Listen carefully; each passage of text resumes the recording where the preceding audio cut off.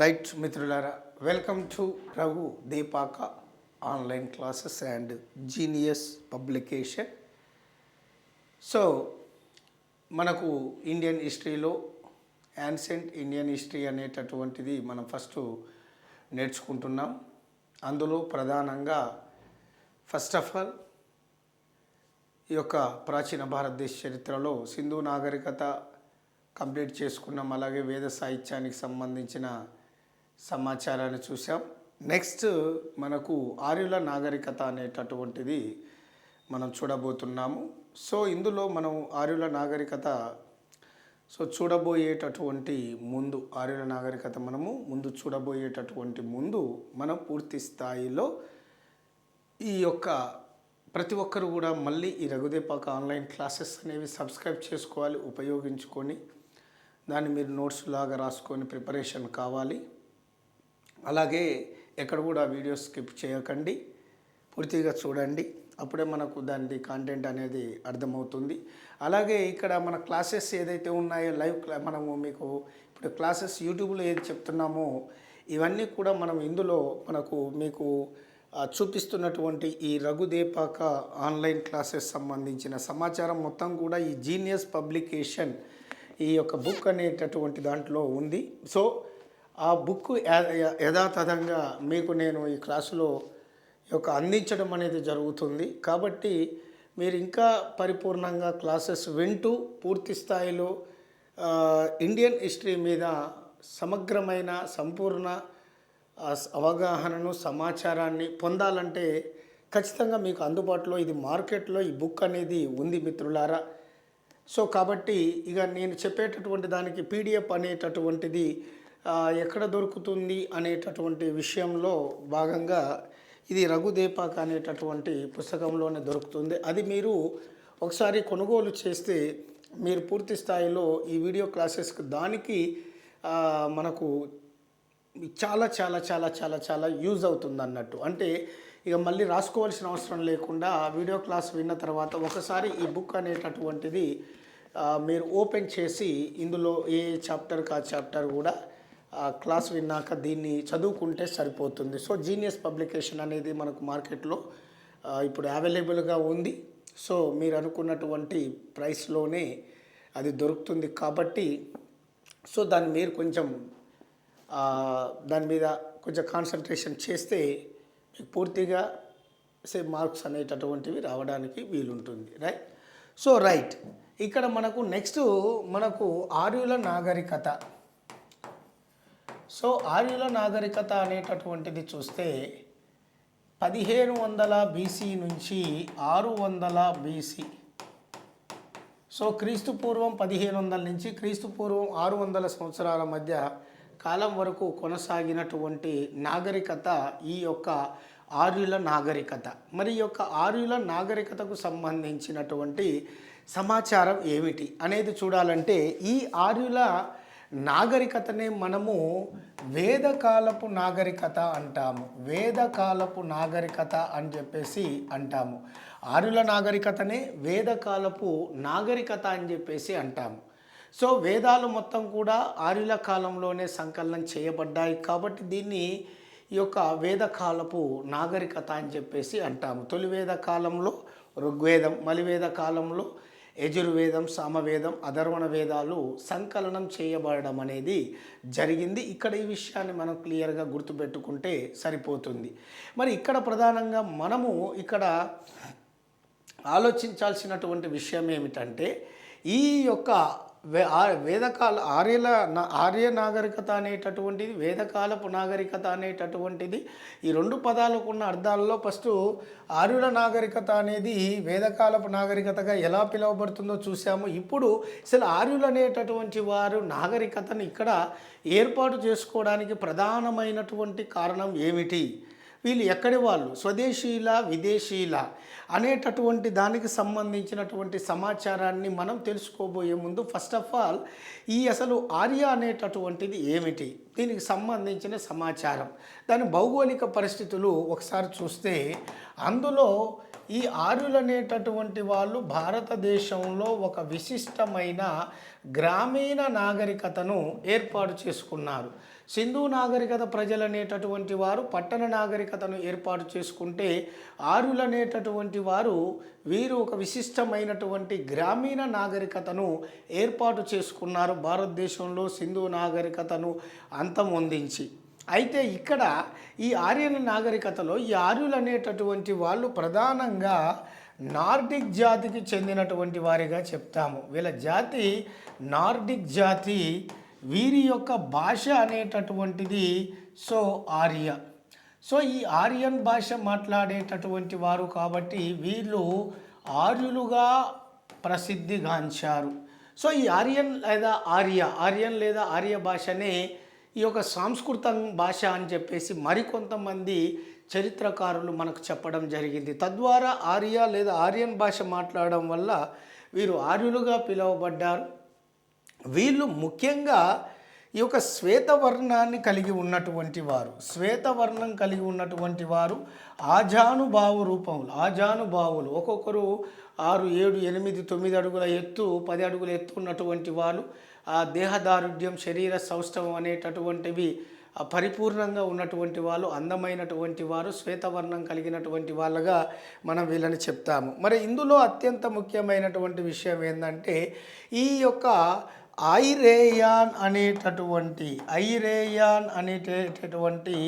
ఈ యొక్క పర్షియా పదం నుండి ఆర్య అనేటటువంటి ఈ యొక్క పదం అనేది ఉద్భవించింది. ఐరేయాన్ అనే పర్షియా పదం నుండి ఆర్యన్ అనేటటువంటి పదం అనేది వచ్చింది. ఆర్య లేదా ఆర్యన్ అనే పదం ఉద్భవించింది. మరి ఐరేయాన్ అంటే మంచి కుటుంబం లేదా ఉన్నత కుటుంబం అని అర్థం. మంచి కుటుంబం లేదా ఉన్నత కుటుంబం అని అర్థం. మరి ఆర్యన్ అంటే అర్థం ఏంది? లేదా ఆర్య అంటే అర్థం ఏంది? ఆర్యన్ ఆర్య అంటే గౌరవనీయులు అని అర్థం, శ్రేష్టమైన వాళ్ళు అని అర్థం, పూజించదగిన వాళ్ళు అని అర్థం, నమస్కరించదగిన వాళ్ళు అని అర్థం ఈ యొక్క ఆర్యన్ అంటే లేదా ఆర్య అంటే. ఐరేయన్ అంటే ఒక మంచి కుటుంబం లేదా ఒక ఉన్నత కుటుంబం అని చెప్పేసి అర్థం.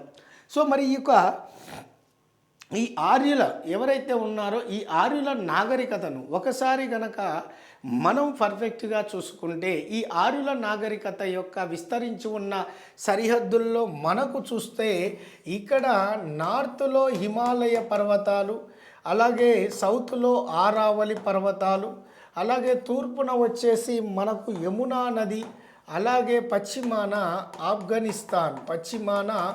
ఆఫ్ఘనిస్తాన్ అనేటటువంటిది మనకి ఇక్కడ పూర్తి స్థాయిలో ఈ యొక్క ఆర్యుల నాగరికత విస్తరించినటువంటి సరిహద్దు ప్రాంతాలుగా వీటిని చెప్తాము. అయితే ఇందులో ముఖ్యంగా మనం గమనించాల్సిన విషయం ఏమిటయ్యా అంటే ఇక్కడ పూర్తి స్థాయిలో మరి ఈ ఆర్యుల నాగరికత మనం ఏదైతే ఉందో ఈ ఆర్యుల నాగరికతలో ఫస్ట్ ఆఫ్ ఆల్ మనకు ఇక్కడ గుర్తుంచుకోవాల్సినటువంటి ముఖ్యమైన పాయింట్ ఏమిటయ్యా అంటే ఈ ఆర్యుల నాగరికత ఏదైతే ఉందో ఈ ఆర్యుల నాగరికతలో ముఖ్యంగా ఈ ఆర్యులు అనేటటువంటి వారు భారతదేశానికి మొట్టమొదటిసారిగా వీరు ఏ విధంగా వచ్చారు, పశుపోషణ నిమిత్తమై వీరు భారతదేశానికి రావడం అనేది జరిగింది. పశుపోషణ నిమిత్తమై వీరు భారతదేశానికి వచ్చి భారతదేశ వాయువ్య ప్రాంతంలో వీళ్ళు స్థిరపడడం అనేది జరిగింది. మరి వీరు భారతదేశంలోకి వచ్చారు అనడానికి ఆధారాలు ఏమైనా ఉన్నాయా అనేది చూస్తే క్రీస్తు పూర్వం 1400 సంవత్సరం నాటికి ఇక్కడ ముఖ్యంగా పశ్చిమాసియాలోని కపడోషియా రాజ్యానికి సంబంధించిన బోగస్కోయి అనేటటువంటి శాసనంలో ఈ బోగస్కోయి శాసనంలో చెప్పబడ్డది ఏమిటయ్యా అంటే ఇంద్రుడు, అగ్ని, మిత్ర, వరుణుడు, అశ్విని వంటి ఈ యొక్క తమ యొక్క దేవతల ప్రస్తావన, ఆర్యుల యొక్క ప్రకృతి దేవతల యొక్క ప్రస్తావన ఈ బోగస్కోయి శాసనంలో ఉంది. ఇది క్యూనిఫామ్ లిపిలో వేయబడింది. మరి ఈ యొక్క శాసనంలో ఆర్యులు అనేవారు తమ దేవతలను వెంటబెట్టుకొని తాము నివసించే ప్రాంతం నుంచి తూర్పు దిక్కు వెళ్తున్నట్లుగా మనకు ఈ శాసనంలో కనపడడం అనేది జరిగింది. ఇదే 1400 సంవత్సరం బీసీ నాటికి ముఖ్యంగా ఈజిప్ట్లోని ఎల్ అమర్న్ అనేటటువంటి ఈ యొక్క ప్రాంతంలో ఈ మృన్మయ రాగి పలకలపై ఈ యొక్క ఇండో ఇరానియన్ ఆ యొక్క రాజుల యొక్క పేర్లను, వాళ్ళ యొక్క రాజవంశానుక్రమాన్ని తెలియజేసే సమాచారాన్ని కూడా పురావస్తు చరిత్రకారులు ఇక్కడ గుర్తించడం అనేటటువంటిది జరిగింది. వీటి ద్వారా మాత్రమే కాకుండా ఇక్కడ మితానీ శాసనం, అలాగే మనకు కస్సెట్ శాసనం, మితానీ శాసనం, కస్సెట్ శాసనాలలో ఏం పేర్కొనబడిందయ్యా అంటే, ఈ మితానీ శాసనంలో ఈ ఆర్యులు అనేటటువంటి వారు తమ జన్మస్థలమైన దక్షిణ రష్యాలో మొట్టమొదట పశుపోషణ చేస్తూ ఆ యొక్క సంచార జీవనాన్ని కొనసాగిస్తూ పశువుల మేతకు గడ్డి భూములు కావాలి కాబట్టి అలా సంచారం చేస్తూ నెమ్మదిగా ఈ యొక్క ఇరాన్ ప్రాంతం, పర్షియా ప్రాంతంలోకి చేరుకున్నారనేటటువంటి విషయాన్ని మనకు వివరించారు. అయితే దానికంటే ముందు ఇది క్లియర్ చేసిన అంశం ఏంటంటే, దక్షిణ రష్యా నుంచి పశుపోషణ నిమిత్తమై ఈ యొక్క ఇరాక్లోని యూఫ్రటీస్, టైగ్రిస్ నదుల ఈ యొక్క పరివాహక ప్రాంతానికి వచ్చి ఈ ఆర్యులు అనేటటువంటి వారు ఈ యొక్క హిట్టైట్ అలాగే మిథానీ 2 ప్రదేశాలలో చిన్న రాజ్యాలను ఏర్పాటు చేసుకొని అక్కడ తాము జీవనాన్ని కొనసాగించారని చెప్పేసి మనకు మితానీ శాసనం క్లియరెన్స్ చేసింది. అలాగే కస్సెట్ శాసనం ఏ వివరించిందయ్యా అంటే, ఆ యొక్క యూఫ్రటీస్, టైగ్రిస్ నది పరివాహక ప్రాంతాల నుంచి నెమ్మదిగా పశుపోషణ నిమిత్తమై ఈ ఆర్యులు అనేటటువంటి వారు ఇరాన్లోకి ప్రవేశించినట్లుగా ఈ కస్సెట్ శాసనం అనేది క్లియర్గా తెలియచేయడం అనేది జరిగింది. అలాగే ఈ బోగస్కోయి శాసనంలో మరొక ముఖ్యమైన అంశం ఏమిటి తెలియజేయడం జరిగిందంటే, వీళ్ళు ఇరాన్లోకి ప్రవేశించిన తర్వాత అక్కడ కొంతకాలం ఉన్నాక ఈ యొక్క నీటి ఎద్దడి అలాగే గడ్డి భూముల కొరత రావడం వలన వీళ్ళు ఆఫ్ఘనిస్తాన్కి చేరుకొని ఆఫ్ఘనిస్తాన్లో ఉన్న హిందూకుష్ పర్వత శ్రేణుల గుండా దాటుకుంటూ భారతదేశ వాయువ్య ప్రాంతానికి చేరుకునే క్రమంలో భారతదేశానికి ద్వారాలుగా చెప్పబడుతున్న ఖైబర్ బోలాన్ కనుమల గుండా నెమ్మదిగా భారతదేశ వాయువ్య ప్రాంతంలోకి వీళ్ళు చేరుకోవడం జరిగిందన్న విషయాన్ని మనకు స్పష్టం చేయడం జరిగింది. వీరు భారతదేశ వాయువ్య ప్రాంతంలోకి చేరుకున్నారన్న విషయాన్ని మనకు స్పష్టం చేయడం జరిగింది ఈ బోగస్కోయి శాసనం. మరి ముఖ్యంగా ఈ బోగస్కోయి శాసనం ప్రకారంగా చూస్తే ఈ ఆర్యులు అనేటటువంటి వారు ఇలా మన భారతదేశానికి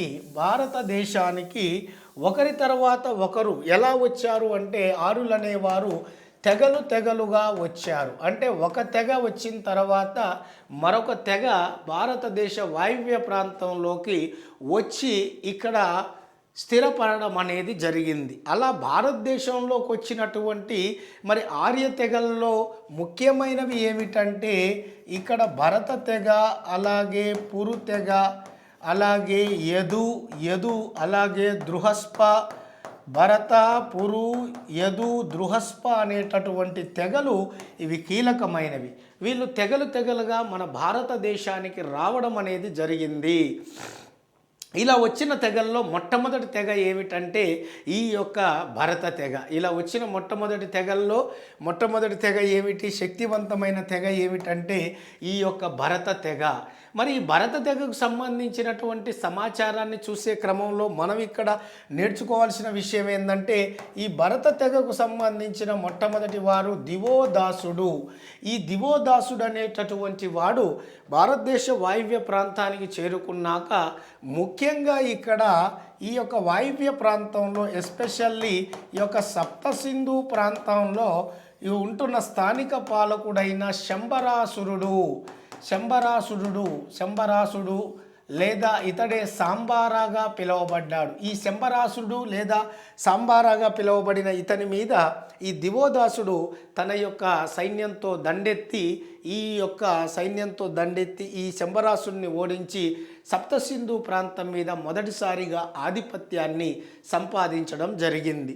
ఈ దివోదాసుడు తర్వాత ఇదే భరత తెగకు సంబంధించిన త్రిసదాస్యుడు అనేటటువంటి ఈ యొక్క ఆర్యుడు దండెత్తి పూర్తి స్థాయిలో ఈ యొక్క అనేక మంది అడ్డుగా వచ్చినటువంటి ఈ యొక్క స్థానిక సింధు నాగరికతకు సంబంధించినటువంటి ఈ యొక్క ప్రజలను ఓడించి దారుణంగా చంపివేసి ఈ యొక్క సప్త సింధు ప్రాంతాన్ని కైవసం చేసుకొని అక్కడ పూర్తి స్థాయిలో ఆర్యులకు ఒక నాగరికతను ఏర్పాటు చేసినటువంటి వాడిగా పేరుగాంచాడు. అనేక మందిని ఇలా హత్య చేసి వాళ్ళను దాసులు లేదా దస్యులుగా బానిసలుగా చేసుకొని ఈ త్రిసదాస్యుడు దాసు హత్యగా పేరుగాంచడం అనేది జరిగింది. అలా వీళ్ళు వాయువ్య ప్రాంతంలో ఎస్పెషల్లీ ఈ యొక్క సప్త సింధు ప్రాంతంలో స్థిరపడడం అనేది జరిగింది. అలా ఈ యొక్క ఆర్యులు అనేటటువంటి విదేశీయులు భారతదేశానికి వచ్చి సింధు నాగరికతను పతనం చేసి వారు ఒక విశిష్టమైన గ్రామీణ నాగరికతను ఏర్పాటు చేయడం జరిగింది. రెండవ అతిపెద్ద నాగరికతగా ఈ ఆర్యుల నాగరికత భారతదేశ చరిత్రలో ప్రసిద్ధిగాంచింది.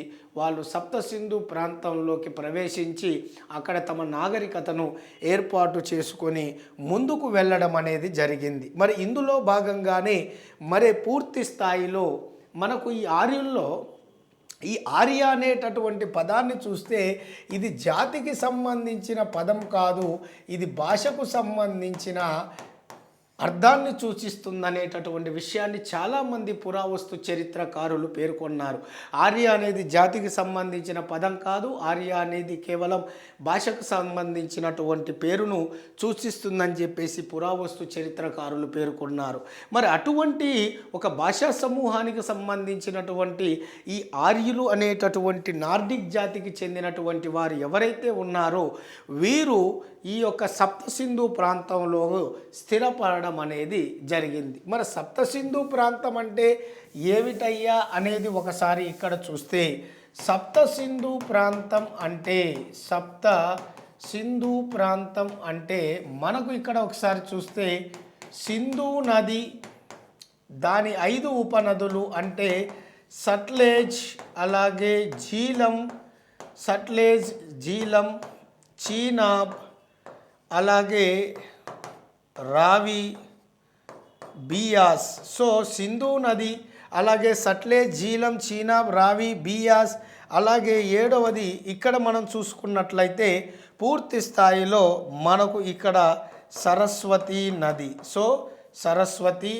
సో సింధు నది దాని 5 ఉపనదులు సట్లెజ్, జీలం, చీనాబ్, రావి, బియాస్, దానితో పాటు సరస్వతి నది, ఇవన్నీ కలిపి వీటినన్నిటిని కలిపి సప్త సింధు ప్రాంతం అని చెప్పేసి అంటాం. సప్త సింధు ప్రాంతం అని అంటాం. అటువంటి ఈ సప్త సింధు ప్రాంతాన్ని ఈ యొక్క పురావస్తు చరిత్రకారులు ఆర్యవర్తం అనే పేరుతో కూడా పిలవడం జరిగింది. మరి ఈ సింధు దాని 5 ఉపనదులు సరస్వతి ఇవి మనకు వేదాలలో ఏ పేరుతో పిలువబడ్డాయి అనేది చూసుకున్నట్లయితే మనకు ఇక్కడ ఇండస్ అనే పేరుతో సింధు నది, సట్లెజ్ అంటే సతుద్రి లేదా సుతుద్ర, జీలం అంటే వితస్త, అలాగే చీనాబ్ అంటే అసిక్ని, రావి అంటే పరుష్ని, బియాస్ అంటే విపాస అనేటటువంటి పేర్లతో పిలువబడ్డది. ఇక సరస్వతి నది నదితామే, దేవీ అనేటటువంటి పేర్లతో పిలువబడడం అనేది జరిగింది. అలాగే ఈ సింధు నదికున్న 5 ఉపనదులు గ్రీకు గ్రంథాల్లో ఏ పేర్లతో పిలువబడ్డాయి చూస్తే జరడ్రస్ అనేది సట్లెజ్ నది, ఈ జీలం నది అనేది ఐడాస్పస్ అనే పేరుతో పిలువబడ్డది, అలాగే చీనాబ్ అనేది అకెసినెస్ అనే పేరుతో పిలువబడింది, అలాగే రావి అనేటటువంటిది హైడ్రోతేవ్ అనే పేరుతో పిలువబడ్డది, బియాస్ అనేటటువంటిది హైపాసిస్ అనేటటువంటి పేరుతో పిలువబడ్డది, అలాగే సరస్వతి నది చీతాంగ్ అనేటటువంటి పేరుతో పిలువబడింది, సింధు నది ఇండస్ అనే పేరుతో పిలువబడ్డాయి. ఇవన్నీ కూడా సప్త సింధు ప్రాంతానికి సంబంధించిన ఆ 7 నదులు అవి వేదాలలో ఏ పేర్లతో పిలువబడ్డాయి. అలాగే మనకు ముఖ్యంగా ఈ యొక్క గ్రీకు గ్రంథాలలో ఏ పేర్లతో పిలువబడ్డాయి అనేటటువంటి వాటికి సంబంధించినటువంటి సమాచారం.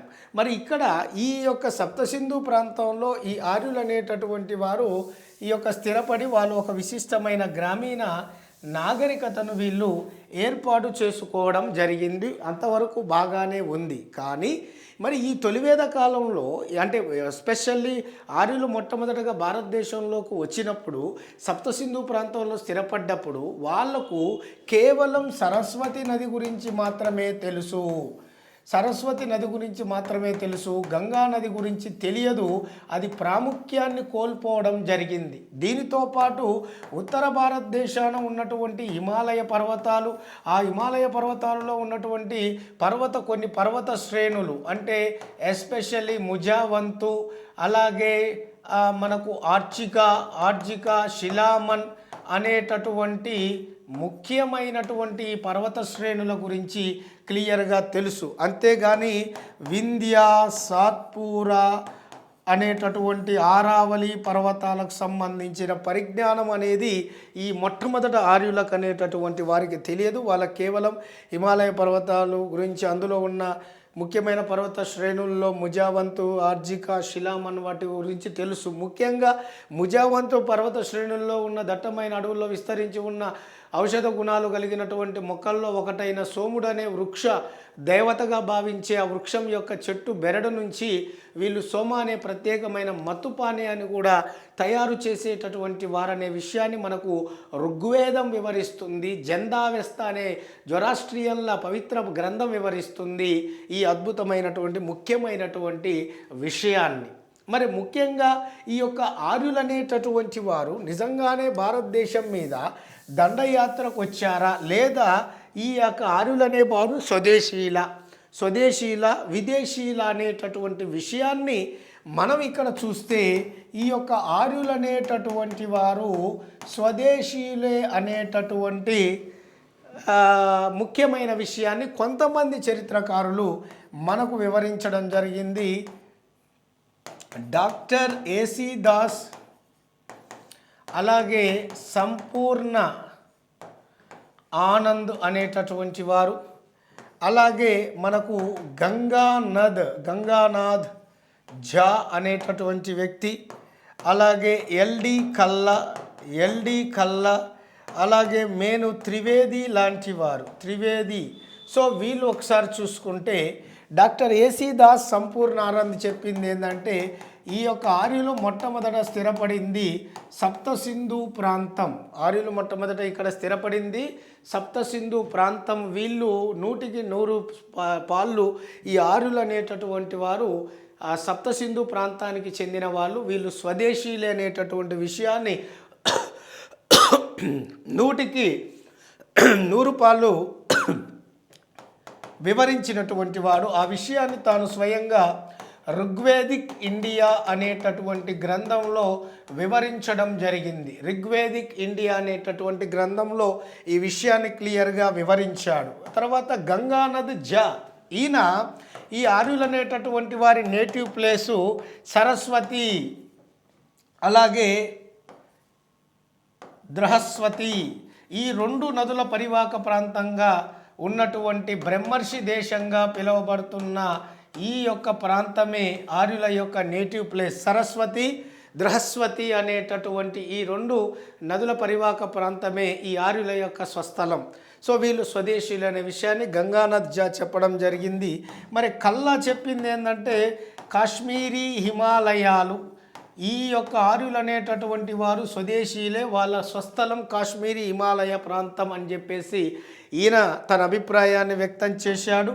అలాగే ఇక మన త్రివేది ఆయనేమో ఆర్యుల యొక్క జన్మస్థలం ముల్తాన్, నేటి పాకిస్తాన్ దేశంలోని ముల్తాన్. కాబట్టి ఈ ఆర్యులు అనేటటువంటి వారు విదేశీయులు కాదు, స్వదేశీయులు అనేటటువంటి విషయాన్ని ఈ త్రివేది వ్యక్తపరచడం జరిగింది. మరి ఈ ఋగ్వేదంలో ముల్తాన్ అనేటటువంటిది ఈ యొక్క దేవిక అనేటటువంటి పేరుతో ప్రస్తావించబడడం అనేది జరిగింది. దేవిక అనే పేరు. ఇవన్నీ కూడా స్వదేశీ, స్వదేశీ సిద్ధాంతాలు, ఇవన్నీ కూడా స్వదేశీ సిద్ధాంతాలు. మరి విదేశీ సిద్ధాంతాలు ఏమిటి? ఆర్యులు స్వదేశీయులు కాదు విదేశీయులు అనడానికి ఆధారభూతమైనటువంటి సిద్ధాంతాలు ఏమిటి అంటే, ఇక్కడ మనకు ఫస్ట్ది టిబెట్ ప్రాంతం, అలాగే రెండవది ఆర్కిటిక్ ప్రాంతం, అలాగే మూడవది వచ్చేసి మనకు పామీర్ పీఠభూమి ప్రాంతం, అలాగే నాలుగవది పర్షియా ప్రాంతం, అలాగే ఐదవది జర్మనీ ప్రాంతం, అలాగే ఆరవది యురేషియా ప్రాంతం, అలాగే ఏడవది యూరప్ ప్రాంతం. సో మనకు ఆస్ట్రో హంగరీ ప్రాంతం, ఎనిమిదవది ఆస్ట్రో హంగరీ ప్రాంతం, అలాగే హిమాలయాలు ప్రాంతం. సో ఇక్కడ మనం చూసినట్లయితే ఒకసారి మీరు ఇక్కడ క్లియర్గా ఒక్కొక్కరు 10వది సైబీరియా ప్రాంతం. ఇవన్నీ కూడా వాదనలు. అలాగే లాస్ట్ది మధ్య ఆసియా ప్రాంతం. ఇవన్నీ కూడా విదేశీ సిద్ధాంతాలు. ఓవరాల్గా చూస్తే ఆర్యులు అనేటటువంటి వారి స్వస్థలం టిబెట్ అని చెప్పింది స్వామి దయానంద సరస్వతి. ఆర్య సమాజ స్థాపకుడైన స్వామి దయానంద సరస్వతి ఆర్యుల యొక్క స్వస్థలం టిబెట్ ప్రాంతం అని చెప్పేసి వివరించాడు. అంతేకాదు భారతదేశానికి సంబంధించినటువంటి సర్వ సమాచారం అన్నీ కూడా ఈ యొక్క వేదాల్లోనే దాగి ఉన్నాయని చెప్పేసి గో బ్యాక్ టు వేదాస్ అనేటటువంటి నినాదాన్ని కూడా ఇవ్వడం జరిగింది. నెక్స్ట్ మనకు ఆర్కిటిక్ ప్రాంతం. ఈయన బాలా గంగాధర్ తిలక్, అతివాద జాతీయ ఉద్యమ నాయకుల్లో ఒకరైనటువంటి బాలా గంగాధర్ తిలక్ ఆర్యుల యొక్క జన్మస్థలము ఆర్కిటిక్ ప్రాంతంగా చెప్పడం జరిగింది. ఇతడు ఒక అద్భుతమైన గ్రంథాన్ని కూడా రాస్తాడు, the Arctic home of the Vedas or Aryans. So అందులో ఈ యొక్క ఆర్యుల యొక్క జన్మస్థలాన్ని వివరించడం జరిగింది. ఇక మనకి ఇక్కడ చూసుకున్నట్లయితే ఈ పామీర్ పీఠభూమి ప్రాంతం అని చెప్పేసి మనకు లాసన్ అనే విదేశీ చరిత్రకారుడు చెప్పడం జరిగింది. లేదు ఆర్యుల యొక్క జన్మస్థలం పర్షియా అన్నది రోడ్స్ అనేటటువంటి పురావస్తు చరిత్రకారుడు. లేదు జర్మనీ అని చెప్పింది ప్రొఫెసర్ పెంకా చెప్తాడు. యురేషియా ప్రాంతం అని చెప్పింది బ్రాండెన్ స్టీవ్, అలాగే నెహరంగ్, గార్డన్ చైల్డ్. ఇలా ముగ్గురు కూడా Brandon Steve, నెహరంగ్, garden child Eurasia ప్రాంతం చెప్పడం జరిగింది. మరి వీళ్ళు యూరప్ ప్రాంతానికి సంబంధించిన వాళ్ళు అన్నది విలియం జోన్స్. అలాగే మనకు ఆస్ట్రో హంగరీ ప్రాంతం అన్నది గైల్స్ అలాగే మెక్డొనాల్డ్. వీళ్ళు ఆర్యులు ఆస్ట్రో హంగరీ ప్రాంతానికి చెందినటువంటి వారిగా చెప్పడం జరిగింది. హిమాలయ ప్రాంతాలకు సంబంధించినటువంటి వారిగా చెప్పింది, అందులో ఎస్పెషల్లీ నేపాల్ ప్రాంతానికి సంబంధించినటువంటి వారిగా చెప్పింది ఎవరయ్యా అంటే మనకు లక్ష్మీధర్ శాస్త్రి. అలాగే ఈ యొక్క సైబీరియా ప్రాంతం అని చెప్పింది జేడి మోర్గాన్. మధ్య ఆసియా ప్రాంతానికి సంబంధించినటువంటి వారు అన్నది ఈ యొక్క మ్యాక్స్ ముల్లర్. మరియు మధ్య ఆసియా ప్రాంతానికి సంబంధించినటువంటి వారిగా చెప్పింది మ్యాక్స్ ముల్లర్. మరి ఇంతమంది వాదనలో మనకు ముఖ్యంగా అత్యంత ముఖ్యంగా ఈ యొక్క విదేశీ సిద్ధాంతాలు ఇన్ని ఉన్నాయి. ఇన్నిట్లో అందరూ ఆమోదించింది, అలాగే అందరూ అంగీకరించినటువంటి విషయం ఏమిటయ్యా అంటే, అందరూ ఆమోదించినటువంటి ముఖ్యమైనటువంటి విషయం ఏమిటయ్యా అంటే, ఈ యొక్క ఆర్యులు అనేటటువంటి వారు విదేశీయులు ప్లస్ ఆర్యులు అనేటటువంటి వారు మధ్య ఆసియా ప్రాంతానికి చెందినటువంటి వారు. వీరు పశుపోషణ నిమిత్తమై సంచార జీవనాన్ని గడుపుతూ అందులో భాగంగానే వాళ్ళు దక్షిణ రష్యా నుంచి వచ్చి ఇక్కడ యూప్రటీస్ టైగ్రిస్ నది పరివాహక ప్రాంతంలో మితాని హిట్టైట్ రాజ్యాలు స్థాపించారు. అక్కడి నుంచి నెమ్మదిగా ఇరాన్లోకి వచ్చారు.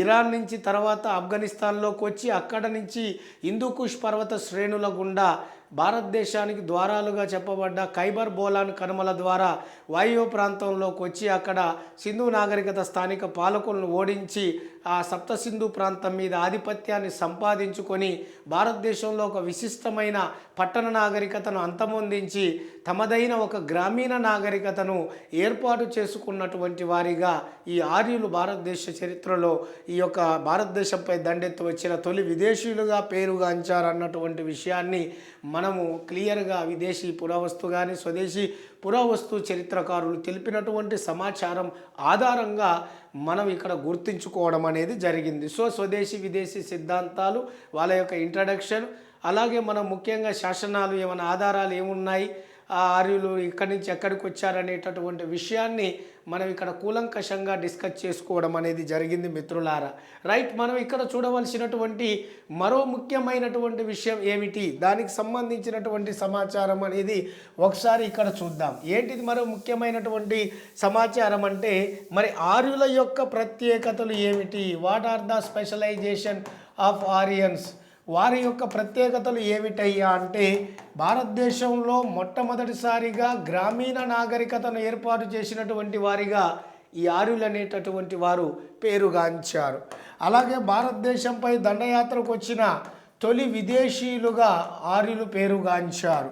అలాగే సింధు నాగరికత ప్రజలకు తెలియని ఇనుము అనేటటువంటి లోహాన్ని ప్రవేశపెట్టినటువంటి వారిగా ఈ ఆర్యులు అనేటటువంటి వారు ప్రసిద్ధిగాంచడం అనేటటువంటిది జరిగింది.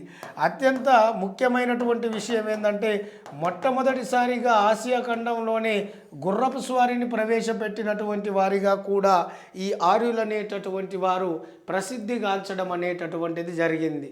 అలాగే మొట్టమొదటిసారిగా వీరు పురోడాసం అనేటటువంటి పాయసాన్ని తయారు చేసినటువంటి వారిగా, బార్లీ అంటే ఎవలు, అలాగే గోధుమలు, అలాగే ఆవు పాలు, అలాగే చెరుకు రసంతో తయారు చేయబడినటువంటి పాయసం లాంటి అత్యంత రుచికరమైన ఈ యొక్క పురోడాసం అనేటటువంటి పాయసాన్ని మొట్టమొదటిసారిగా వండటం ప్రారంభించి నేర్చుకున్నటువంటి వాళ్ళకు అత్యంత ప్రీతికరమైన భోజనంగా చెప్పబడ్డ పురోడాసాన్ని సేవించినటువంటి వారిగా ఈ యొక్క ఆర్యులు అనేటటువంటి వారు ప్రసిద్ధిగాంచడం అనేది జరిగింది. అలాగే యుద్ధ విద్యలు నైపుణ్యాలు, యుద్ధ విద్య నైపుణ్యాలను మొట్టమొదటిసారిగా వెలుగులోకి తీసుకొచ్చినటువంటి నాగరికత ప్రజలుగా ఈ యొక్క ఆర్యులు అనేటటువంటి వారు ప్రసిద్ధిగాంచారు. ఒకసారి ఇక్కడ చూస్తే గ్రామీణ నాగరికతను వాళ్ళే ఇంట్రడ్యూస్ చేశారు.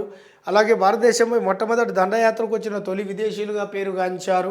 ఇనుమును ప్రవేశపెట్టినటువంటి వారిగా, గుర్రపు స్వారీని ప్రవేశపెట్టినటువంటి వారిగా, పురోడాసమును ప్రవేశపెట్టినటువంటి వారిగా, యుద్ధ విద్యలకు సంబంధించిన వివిధ రకాల నైపుణ్యాలను ప్రాచుర్యంలోకి తీసుకొచ్చిన వాళ్ళుగా ప్రవేశపెట్టారు. అలాగే మొట్టమొదటిసారిగా రాష్ట్రం అనే పదాన్ని వ్యాప్తిలోకి తీసుకొచ్చినటువంటి వారిగా కూడా ఆర్యులు ప్రసిద్ధిగాంచడం అనేది జరిగింది. రాష్ట్రం అనే పదాన్ని మొట్టమొదటిసారిగా వ్యాప్తిలోకి తీసుకొచ్చినటువంటి వారిగా కూడా ఈ ఆర్యులు అనేటటువంటి వారు ప్రధానంగా ఇక్కడ మనం చెప్పుకోవచ్చు. అలాగే మొట్టమొదటిసారిగా మంత్రిమండలిని సూచించే పదమైన క్యాబినెట్ అనేటటువంటి పదాన్ని కూడా మొట్టమొదటిసారిగా సృష్టించిన వాళ్ళు, ఆ క్యాబినెట్ లేదా మంత్రిమండలి అనే పదవిని ప్రాచుర్యంలోకి తీసుకొచ్చినటువంటి వారిగా కూడా ఈ ఆర్యులు అనేటటువంటి వారు ఈ యొక్క ప్రసిద్ధిగాంచారు. ఇవన్నీ కూడా వీరి యొక్క ప్రత్యేకతలను సూచించేటటువంటి అంశాలు అన్నప్పుడు ఇవన్నీ కూడా మనం గుర్తుంచుకోవాలి. ఇవన్నీ కూడా ఓవరాల్గా. సో మరి ఇక్కడ అత్యంత కీలకమైనటువంటి మరి ఈ ప్రత్యేకతల తర్వాత మనము ఇప్పుడు ఓవరాల్గా ఈ ఆర్యుల నాగరికతను రెండు రకాలుగా చరిత్రకారులు డివైడ్ చేసిన రెండు రకాలైనటువంటి అంశాలలోకి వెళ్దాం. అందులో ఆర్యుల నాగరికతను ఈ యొక్క పురావస్తు చరిత్రకారులు తొలివేద కాలపు నాగరికత, అలాగే మలివేద కాలపు నాగరికత, తొలివేద కాలపు నాగరికత, అలాగే మలివేద కాలపు నాగరికతగా వీళ్ళు రెండు రకాలుగా విభజించడం జరిగింది. వాళ్ళ సాంఘిక, రాజకీయ, ఆర్థిక, మత పరిస్థితుల్లో వచ్చిన మార్పుల ఆధారంగా ఈ యొక్క పురావస్తు చరిత్రకారులు ఆర్యుల నాగరికతను రెండు రకాలుగా వాళ్ళు విభజించడం జరిగింది. ఒకటి తొలివేద కాలపు ఆర్యుల నాగరికత, రెండు మలివేద కాలపు ఆర్యుల నాగరికత. సో ఇందులో ఫస్ట్ తొలివేద కాలపు నాగరికత అనేది 1500 BC నుంచి 1000 BC వరకు కొనసాగింది. సో మలివేద కాలపు నాగరికత 1000 BC నుంచి 600 BC మధ్యకాలం కొనసాగింది. 1000 BC నుంచి 600. సో రెండు కలిపితే 1500 నుంచి 600. అదే ఆర్యుల యొక్క నాగరికత. మరి అందులో ప్రధానంగా మరి ఈ యొక్క తొలివేద కాలపు నాగరికత గురించి మనం ఇప్పుడు చూద్దాం. మరి తొలివేద కాలపు నాగరికతకు సంబంధించిన దాంట్లో ఈ తొలివేద కాలపు నాగరికతకు సంబంధించిన ఆర్యుల యొక్క జీవన విధానాన్ని పూర్తిగా తెలియచేస్తున్నటువంటి వేదం లేదా గ్రంథం ఏమిటంటే ఋగ్వేదం. ఎందుకంటే ఈ వేదాల్లో ప్రాచీనమైనది మొట్టమొదటిగా ప్రసిద్ధిగాంచిన ఈ ఋగ్వేదం అనేటటువంటిది ఈ తొలివేద కాలం అంటే 1500 నుంచి 1000 BC మధ్య కాలంలో సంకలనం చేయబడడం వలన ఈ యొక్క కాలపు నాగరికతను తొలివేద కాలపు నాగరికత లేదా ఋగ్వేద కాలపు నాగరికతగా పిలవడం అనేది జరిగింది. మరి ఈ తొలివేద కాలం నాటికి ఆర్యులు పూర్తిగా సప్తసింధు ప్రాంతంలో స్థిరపడ్డారని, దీన్ని ఆర్యవర్తమని పిలవడం జరిగిందని విషయాన్ని మీకు క్లియర్గా ఆల్రెడీ వివరించడం అనేది జరిగింది. మరి ఇందులో భాగంగా ఈ తొలివేద కాలపు ఆర్యుల నాగరికతల్లో చోటు చేసుకున్న ముఖ్యంగా రాజకీయ పరిస్థితులు ఏమిటి, ఆర్థిక మత పరిస్థితులు, ఈ యొక్క సామాజిక పరిస్థితులు ఏమిటి అంటే చూస్తే అందులో ఫస్ట్ది రాజకీయ పరిస్థితులు. ఈ తొలివేద కాలం నాటికి ఈ యొక్క రాజకీయ పరిస్థితులు అంటే వాళ్ళ పరిపాలనలో చోటు చేసుకున్న పరిణామాలు ఏమిటి అనేది ఒకసారి చూస్తే ఈ తొలివేద కాలంలో ఒక్కొక్క తెగవారు ఇక్కడ వచ్చి స్థిరపడడం జరిగింది. ఒక తెగ తర్వాత మరొక తెగ. సో రాను ఏమైంది, ఇక్కడ మెయిన్ ప్రధానంగా ఇక్కడ గొడవలు అంటే ఒకరు ఇద్దరు వచ్చినప్పుడు ఇక్కడ నీటి వనరులు, గడ్డి భూములు, గోసంపద అనేటటువంటివి సరిపోయాయి వాళ్ళ తెగకు సంబంధించిన దాంట్లో. కానీ భరత, పురు, యదు, దృహస్ప వీటితో పాటు ఇంకా చాలా ఆర్య తెగలు అనేవాళ్ళు ఒకరి తర్వాత మరొకరు ఇక్కడ భారతదేశంలో వచ్చి సప్తసింధు ప్రాంతంలో స్థిరపడడం వలన నీటి వనరుల మీద ఆధిపత్య పోరు, పచ్చిక బయళ్ళ మీద ఆధిపత్యం పోరు, గోసంపద మీద ఆధిపత్య పోరు ఇలా ఎక్కువయ్యి ఈ తరచూ ఒక తెగ ఇంకొక తెగ సంఘర్షణలకు లోను కావడం జరిగేది. ఒక తెగకు మరొక తెగకు మధ్య నిరంతరం యుద్ధాలు జరిగేవి. అందులో భాగంగానే ఒక తెగ మరొక తెగదాడుల నుండి రక్షించుకోవడానికి, తమ తెగను శక్తివంతంగా పరుచుకోవడానికి ప్రతి తెగకు సంబంధించినటువంటి ప్రజలందరూ తమ తెగలో సమర్థవంతుడైన, శక్తివంతుడైన, బలమైనటువంటి ఒక వ్యక్తిని తమ తెగకు నాయకుడిగా ఎన్నుకునేవారు. అలా ఎన్నుకున్నటువంటి ఆ తెగ నాయకుడే రాజన్ లేదా రాజు అనేటటువంటి పేరుతో పిలువబడేవాడు. మరి ఈ రాజన్ లేదా రాజు అనేవాడు ఏం చేయాలి, తనను ఎన్నుకున్నటువంటి నాయకుడుగా ఎన్నుకున్న తన తెగ ప్రజలను ఇతర తెగదాడుల నుండి రక్షించడంతో పాటుగా ముఖ్యంగా ఇతడు చేయవలసినటువంటి మరో ముఖ్యమైనటువంటి విషయం ఏమిటయ్యా అంటే తన తెగ ప్రజలకు ఆధారభూతమైన పశు సంపద, పశుపోషణ ఏదైతే ఉందో ఆ పశుపోషణకు మిక్కిలి అవసరమైన పచ్చిక బయళ్ళు లేదా గడ్డి భూములను సంరక్షించాలి. ఇవి ప్రధానమైనటువంటి కార్యక్రమాలుగా ఆయన భావించి ఈ యొక్క తెగకు నాయకుడిగా తన విధుల్ని నిర్వర్తించడం అనేది జరిగింది. మరి ఇందులో భాగంగానే తెగ రాజ్యాన్ని పరిపాలన సమర్థవంతంగా కొనసాగేలా చేయడానికి ఆనాటి తెగ రాజ్యానికి సంబంధించిన నాయకుడైన రాజన్ లేదా రాజు తన ఆటవిక తెగ రాజ్యాన్ని కొన్ని భాగాలుగా విభజించడం జరిగింది. సో ఈ తెగ రాజ్యాన్ని జన, అలాగే విష్, అలాగే గౌ, అలాగే కులం,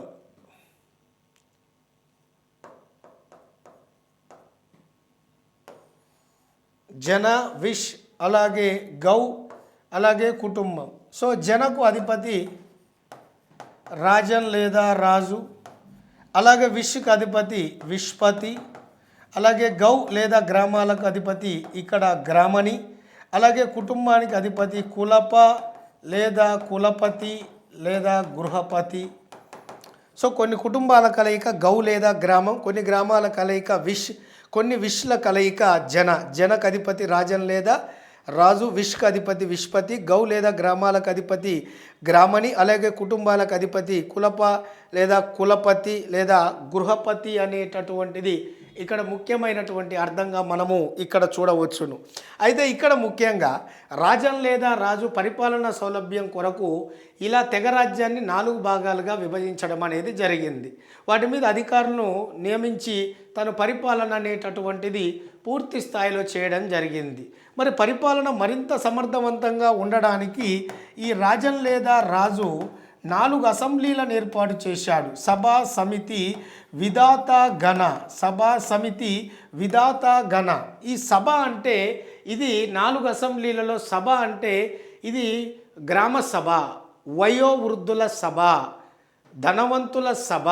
ఇందులో నేను ముఖ్యంగా ఈ యొక్క అంటే ఎట్లా చెప్పాలి మీకు అంటే ఆ అర్హత ఉన్నటువంటి వారు మాత్రమే ఇందులో ఈ యొక్క సభలో సభ్యులుగా ఉండేవారు. దాంతోపాటు స్త్రీలు కూడా ఈ సభలో సభ్యులుగా ఉండేవారు. ఎక్కువగా మేధావులు, అన్ని రకాలైన అంశాల మీద పరిజ్ఞానం ఉన్నటువంటి వారు, అలాగే భూస్వాములు, సీనియర్ సిటిజన్స్గా చెప్పవచ్చును. ఒక మాటలో చెప్పాలంటే వాళ్ళు మాత్రమే ఈ సభలో సభ్యులుగా ఉండేవారు. మరి దీనికి ఉన్న ప్రాధాన్యత ఏమిటంటే సభ ఇది కార్యనిర్వహణాధికారాలు కలిగి ఉండేటటువంటి ఈ యొక్క అసెంబ్లీగా తొలివేద కాలంలో ప్రసిద్ధిగాంచింది. ఇందులో సభ్యులు స్త్రీలు ఉంటారు. ఇందులో కేవలం అర్హత ఉన్నటువంటి వారు మాత్రమే సభ్యులుగా ఉంటారు ఈ సభలో. అందులో ఎక్కువగా ఉన్నతవంతులు, మేధావులు, వయోవృద్ధులు, ధనవంతులుగా చెప్పబడ్డటువంటి వారు మాత్రమే ఇందులో సభ్యులుగా ఉంటారు. మిగతా వాళ్ళు సభ్యులుగా ఉండరు. ఇక ఇది కార్యనిర్వహణ అధికారాలు కలిగి ఉన్నటువంటి అసెంబ్లీగా పేరుగాంచింది సభ. మరి నెక్స్ట్ సమితి ఏంటంటే ఇది సాధారణ అసెంబ్లీగా పేరుగాంచింది. తొలివేద కాలం నాటి 4 అసెంబ్లీలలో సాధారణమైనటువంటి అసెంబ్లీగా పేరుగాంచింది. ఇది శాసన నిర్మాణ అధికారాలను కలిగి ఉంది.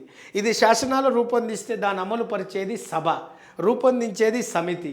సాధారణ అసెంబ్లీగా పేరుగాంచిన ఈ సమితి కార్యనిర్వహణ అధికారాలు కలిగి ఉండేది. అంతేకాదు ఈ సమితికి కీలకమైన అధికారాలు కలిగి ఉండేది. ఒక రాజును నియమించే అధికారం మరియు ఒక రాజును తొలగించే అధికారం కలిగినటువంటిది ఏమిటంటే ఈ సమితి అనేటటువంటి అసెంబ్లీ. అందుకనే ఈ 4 అసెంబ్లీలలో తెగ నాయకుడైన రాజన్ లేదా రాజు ఈ సమితి అనే అసెంబ్లీకి ప్రత్యక్షంగా ఆ సమావేశానికి ఆయనే అధ్యక్షత వహించడం అనేది జరిగేది మిత్రులారా.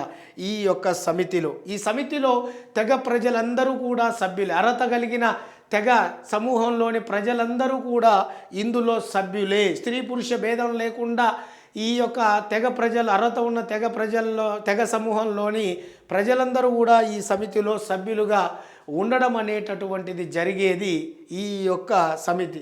ఒక రాజును నియమించేది సమితే, ఒక రాజును అక్రమాలకు గురైతే తొలగించే అధికారం కూడా కలిగి ఉన్నది సమితి. రాజన్ అధ్యక్షత వహించేది ఈ సమితి అనే అసెంబ్లీ సమావేశాలకే. అలాగే ఇక్కడ విధాత అనేది చూస్తే ఇది పురాతనమైన గిరిజన అసెంబ్లీ. ఇది పురాతనమైన గిరిజన అసెంబ్లీగా పేరుగాంచింది. ఇది మహిళలకు మాత్రమే ప్రత్యేకంగా సంబంధించిన ఏర్పాటు చేయబడినటువంటి అసెంబ్లీ. మరి ఇది ముఖ్యంగా ఆర్థిక తెగ సమూహాలకు సంబంధించిన ఆర్థిక వ్యవహారాలకు సంబంధించిన విషయాలు, ఆర్థిక వ్యవహారాల పునఃపంపిణీకి సంబంధించిన విషయాలను ఇది చూడడం జరిగేది. అంతేకాదు తెగ ప్రజలకు సంబంధించిన వివాదాలు, సమస్యలను పరిష్కరించేటటువంటి దిశగా కూడా ఈ విధాత అనేటటువంటిది తన యొక్క కార్యక్రమాలను రూపొందించుకునేది, సమస్యలను పరిష్కరించేది. అలాగే ఒక తెగ మరొక తెగ మీద యుద్ధానికి పోయినప్పుడు, ఆ తెగ మీద యుద్ధంలో విజయం సాధించినప్పుడు, ఆ యుద్ధ సంపద లభించినప్పుడు ఆ యుద్ధ సంపదలో తెగ నాయకుడైన రాజన్ వాటాను, తెగ ప్రజలకు సంబంధించిన వాటాను నిర్ణయించి ఇద్దరికీ ఆ యొక్క ఆర్థిక వ్యవహారాలకు సంబంధించిన ఆ యొక్క విషయాలను గొడవలు రాకుండా పంపిణీ చేసేటటువంటి విషయాలను కూడా ఈ విధాత అనేటటువంటిది చూసుకోవడం జరిగేది. వివాదాలు పరిష్కరించేది, డబ్బు పరంగా విషయాలను రాజన్కు తెగ ప్రజలకు మధ్య వివాదాలు చోటు చేసుకోకుండా ఇద్దరికీ ఎంత వాటా రావాలో అంత చూసేది పూర్తి స్థాయిలో ఈ విధాత. అంతేకాదు ముఖ్యంగా విధాత అనేటటువంటి పురాతనమైన గిరిజన అసెంబ్లీ ఈ యొక్క మహిళలకు మాత్రం ప్రత్యేకమైన అవకాశాన్ని కల్పించింది. మహిళలు మాత్రమే పాల్గొనేటటువంటి అవకాశాన్ని కల్పించింది ఈ యొక్క విధాత. అటువంటి ఈ విధాత 4 గిరిజన అసెంబ్లీలలో ఈ విధాత అనేటటువంటి అసెంబ్లీకి సంబంధించిన సలహాలను ఈ యొక్క రాజు అడిగినప్పుడు ఈ యొక్క అసెంబ్లీ సలహాలు రాజుకి ఇచ్చేది. ఈ 4 అసెంబ్లీలో తెగ నాయకుడైన రాజన్ లేదా రాజుకు అత్యవసరంగా సలహాలు ఇచ్చేది ఏదైనా అసెంబ్లీ ఉందంటే ఈ విధాత అసెంబ్లీ. ఈ విధాత అసెంబ్లీ తర్వాత గణ, ఇది యుద్ధ వ్యవహారాలకు సంబంధించిన రక్షణ మండలి. రక్షణ వ్యవహారాలు చూసేటటువంటిది. ముఖ్యంగా ఇక్కడ పూర్తి స్థాయిలో యుద్ధానికి అవసరమయ్యేటటువంటి ఆయుధ సామాగ్రి, కత్తులు, పరికరాలు, వాటికి సంబంధించినటువంటి గుర్రాల కొనుగోళ్ళు, వీటికి సంబంధించిన వ్యవహారాలను పర్యవేక్షణ చేసేటటువంటి తొలివేద కాలం నాటి అసెంబ్లీనే ఈ యొక్క ఘన.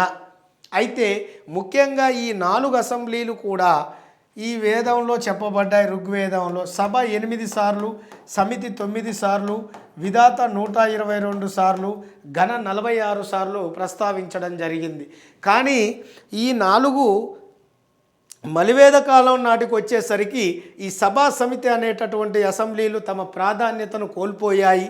విధాత అనేది పూర్తిగా మహిళా ప్రాధాన్యత తగ్గడంతో విధాత అసెంబ్లీ పూర్తిగా అదృశ్యం కావడం జరిగింది. మలివేద కాలంలో రద్దు చేశారు. ఘన అనేది మాత్రం ప్రాచుర్యంలోకి వచ్చింది మలివేద కాలంలో.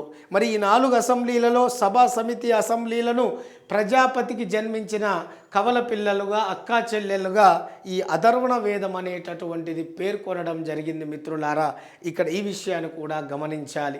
మరి 4 అసెంబ్లీలతో పాటు ఈ యొక్క తొలివేద కాలం నాటి తెగ నాయకుడైన రాజన్ లేదా రాజు కొంతమంది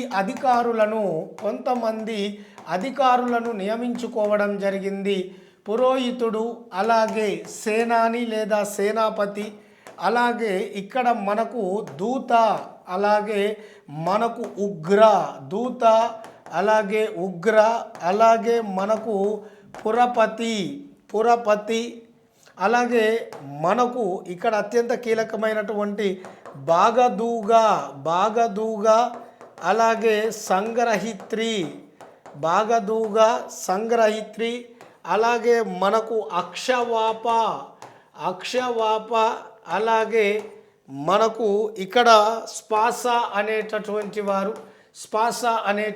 వారిని నియమించుకున్నాడు. సో ఇక్కడ చూస్తే మనకు పురోహితుడు, అలాగే సేనాని, అలాగే దూత, అలాగే ఉగ్ర, అలాగే పురపతి, బాగదూగా, సంగ్రహిత్రి, అక్షవాప, స్పాస, అలాగే శతపతి, అలాగే క్షాత్రి అనేటటువంటి వీరంతా కూడా మనకు ముఖ్యంగా తొలివేద కాలంలో ఈ యొక్క రాజన్ లేదా రాజుకు సహాయపడడానికి నియమించబడినటువంటి ఒక అధికారులుగా చెప్పవచ్చును. వీళ్ళనే 12 రత్నిన్స్గా పిలవడం జరిగింది. 12 రత్నిన్స్ అంటే 12 మంది మంత్రులు లేదా 12 మంది అధికారులు. పురోహితుడు బ్రాహ్మణుడు అన్నట్టు మంత్రాలు ఉచ్చరించేవాడు, సేనాని సైన్యాధిపతి, దూత అంటే రాయబారి, ఉగ్ర అంటే రక్షణాధికారి, పురపతి అంటే ఈ యొక్క కోటకు రాజని యొక్క నివాసానికి ఇన్ఛార్జి అధికారి, బాగదూగా అంటే పన్నులను వసూలు చేసే అధికారి, సంగ్రహిత్రి అంటే వసూలు చేసిన పన్నును కోశాగారంలో భద్రపరిచే కోశాధికారి, అక్షవాప అంటే అకౌంటెంట్, అలాగే అట్ ద సేమ్ టైము మనకు జూదంపై పర్యవేక్షణ అధికారి, అలాగే స్పాస అంటే ఈ యొక్క గూఢాచారి, అలాగే శతపతి అంటే ఈ యొక్క ముఖ్యంగా ఇక్కడ చూడండి, ఇక్కడ మనకు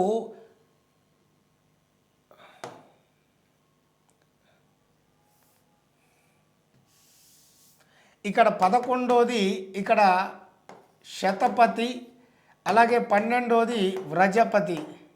సో ఈ మొత్తం మనకు ఇక్కడ చూడండి రైట్, ఇక్కడ అక్షవాప, స్పాస, శతపతి, వ్రజపతి. సో వీరు ముఖ్యంగా ఉండేటటువంటి వారు.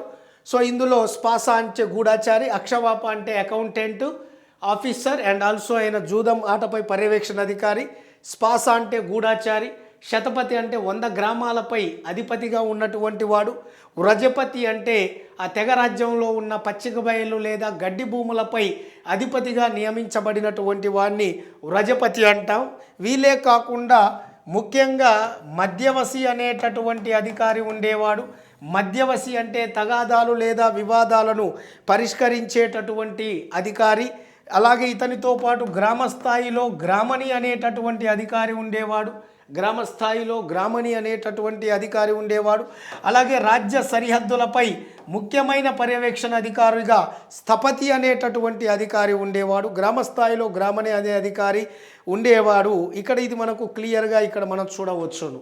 సో వీరి సహకారంతో అతడు పరిపాలనని సమర్థవంతంగా ముందుకు తీసుకువెళ్ళడం అనేది జరిగేది.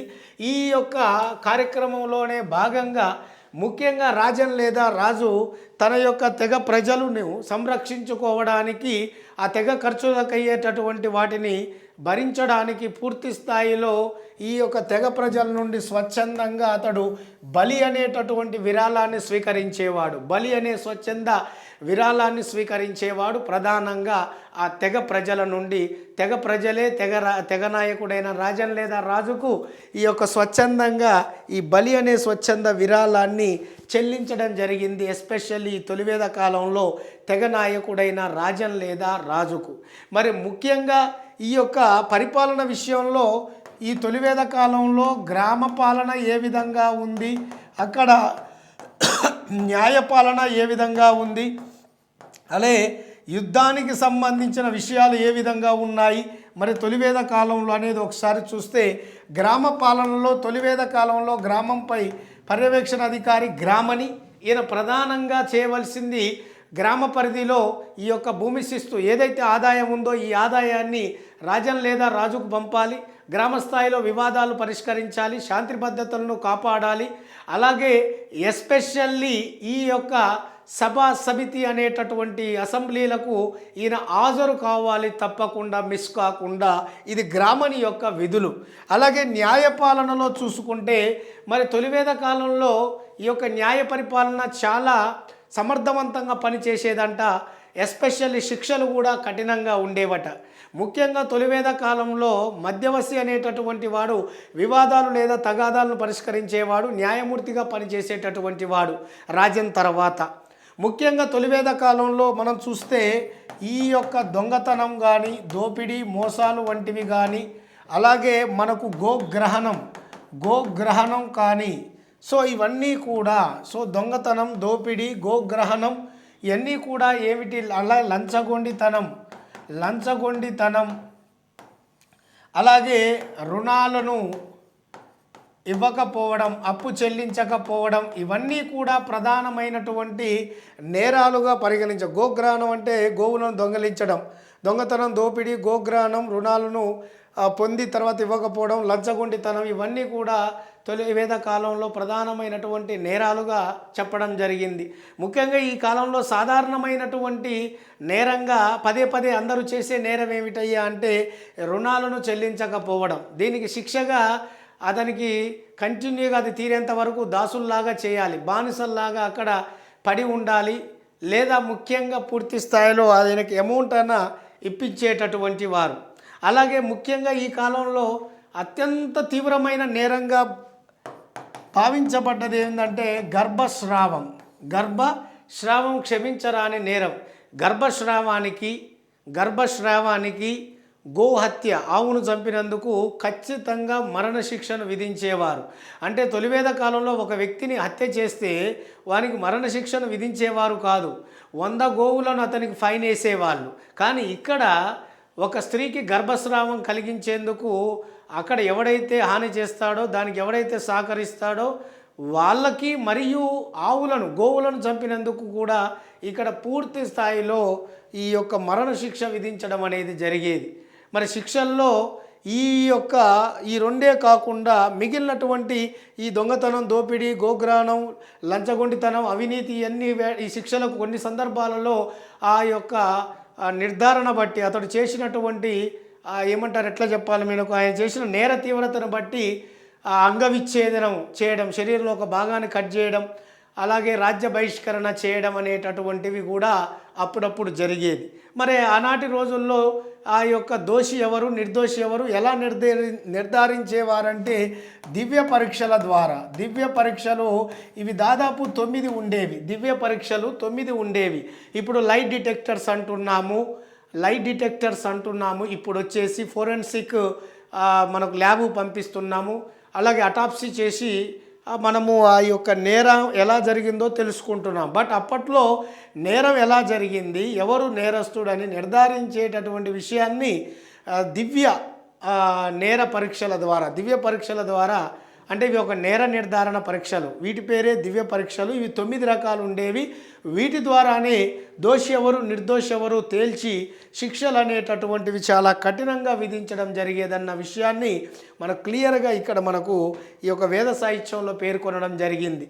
మరి అటువంటి దివ్య పరీక్షల్లో ఉదాహరణ చెప్పాలంటే అగ్ని దివ్య, జల దివ్య, విష దివ్య, తాండుల్య దివ్య, తప్తమస్క దివ్య, ఫలా దివ్య, ధర్మాధర్మ దివ్య, ధర్మాధర్మ దివ్య, ఇలాంటివన్నీ కూడా దివ్య పరీక్షలు. వీటి ద్వారా ముఖ్యంగా ఆనాటి ఒక వ్యక్తి అతడు తప్పు చేశాడా లేదా, దోష నిర్దోష నిర్ధారించేసి పూర్తి స్థాయిలో అతనికి శిక్ష విధించడం అనేటటువంటిది జరిగేది. అంత పర్టికులర్గా ఉండేటటువంటిది.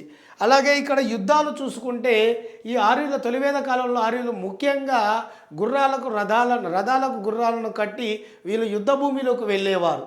ప్రధానంగా ఒక తెగకు మరొక తెగకు ప్రధానంగా యుద్ధాలు తొలివేద కాలంలో గోవుల కోసం, నీటి కోసం, గడ్డి భూముల మీద ఆధిపత్యం కోసం యుద్ధాలు అనేటటువంటి జరిగేవి. అలా గోవుల కోసం, నీటి కోసం, అలాగే గడ్డి భూముల మీద ఆధిపత్యం కోసం జరిగిన యుద్ధాలను గవిష్టి యుద్ధాలు అని చెప్పేసి అంటారు. గవిష్టి యుద్ధాలు.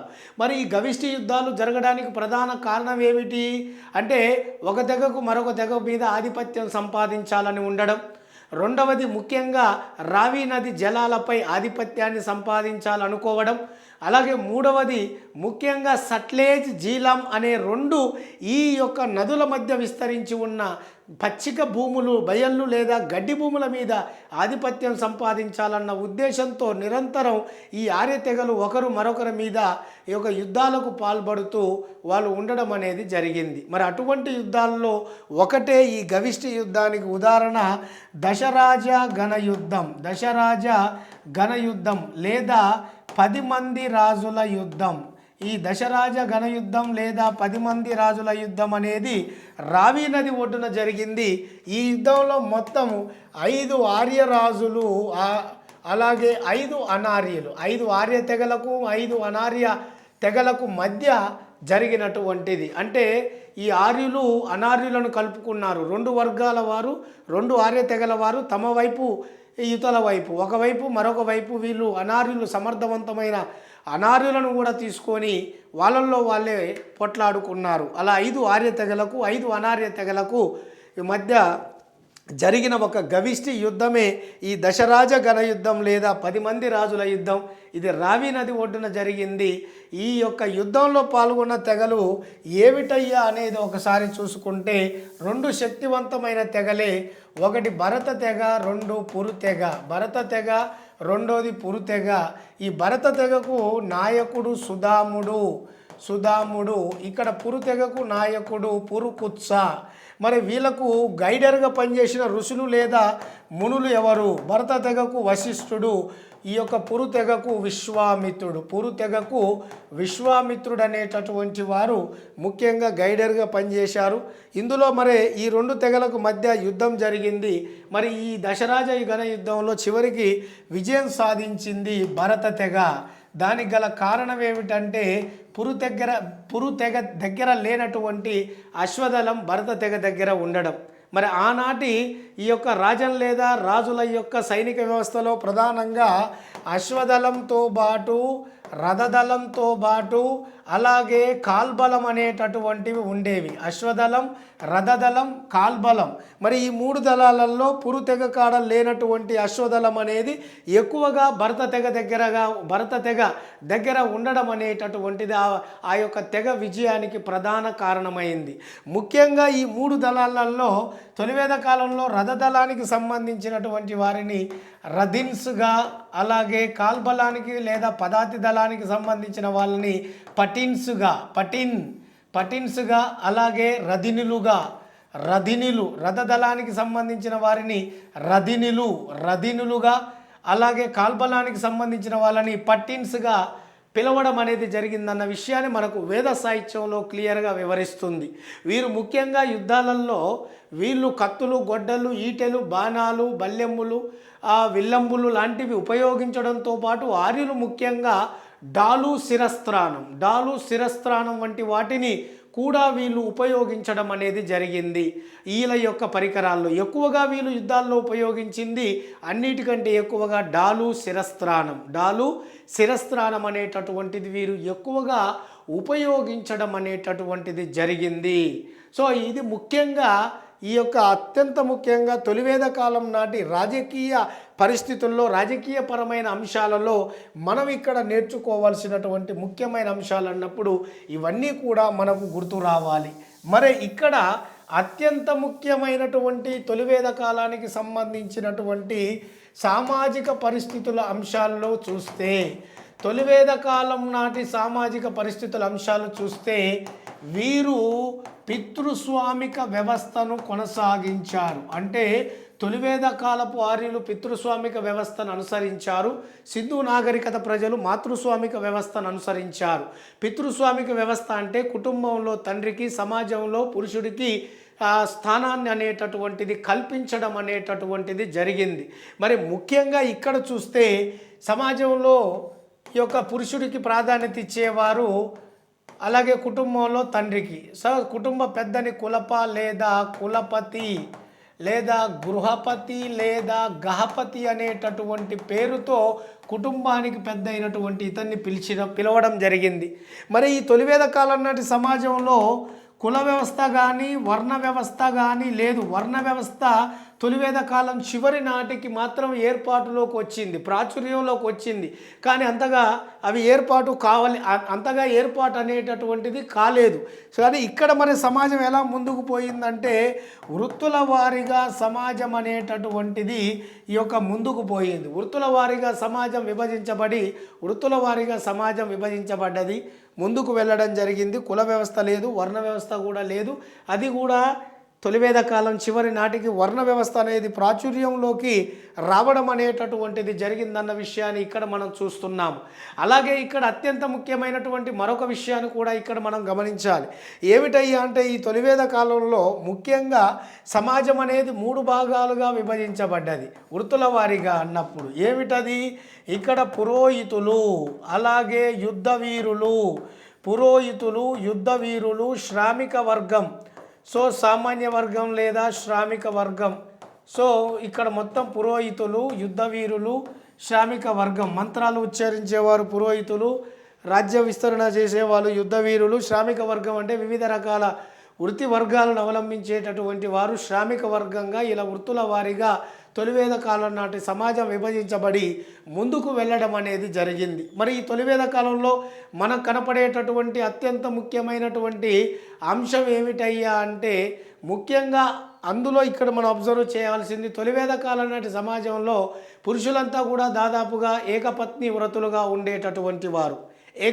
వ్రతులుగా ఒకే భార్యను కలిగి ఉండేటటువంటి వారు. కానీ కొన్ని ఉన్నతమైన కుటుంబాలలో బహుభార్యత్వం ఉండేది, కొన్ని సందర్భాలలో బహుభర్తత్వం కూడా ఉండేది. అది ఏ సందర్భంలో అంటే ఒక స్త్రీకి సంతానం లేకపోయినప్పుడు, ఒక పురుషుడికి సంతానం లేకపోయినప్పుడు ఇలా వీరు సంతానం కొరకు వాళ్ళు ఒక భార్యలను చేసుకునేవాళ్ళు, భర్తలను పెళ్లి చేసుకునేటటువంటి వారు. అది కేవలం సంపన్న కుటుంబంలో మాత్రమే ఇక్కడ అమలులో ఉండడం అనేది జరిగింది.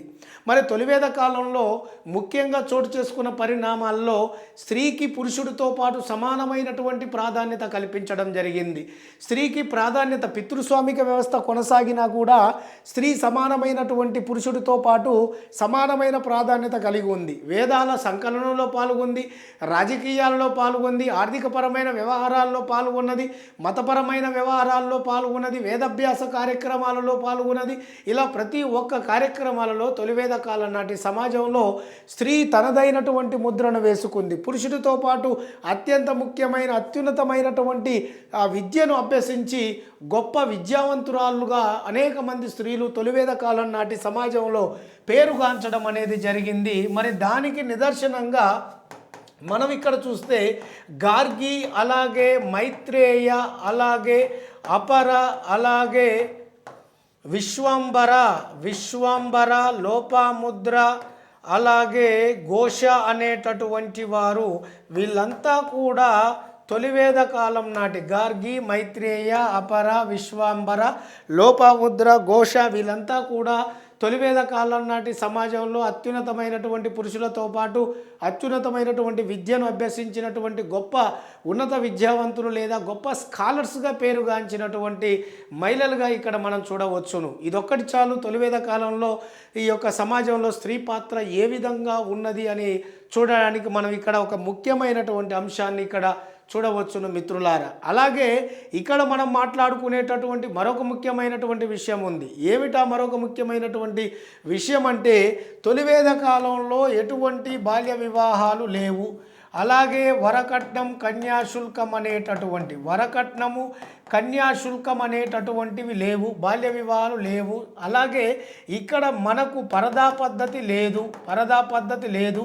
సతీ సాగమనం అనేది ఉన్నా కూడా అది అంతగా ప్రాచుర్యంలో లేదు. సతీ సాగమనం ఉన్నా కూడా అది అంతగా ప్రాచుర్యంలో లేదు. కానీ వితంతు పునర్వివాహాలు మాత్రం అమలులో ఉన్నాయి. ఇది కూడా స్త్రీ యొక్క ప్రాధాన్యత తొలివేద కాలం నాటి సమాజంలో ఏ విధంగా ఉంది అని చెప్పడానికి అత్యంత ముఖ్యమైనటువంటి విషయంగా కూడా దీన్ని చెప్పవచ్చును.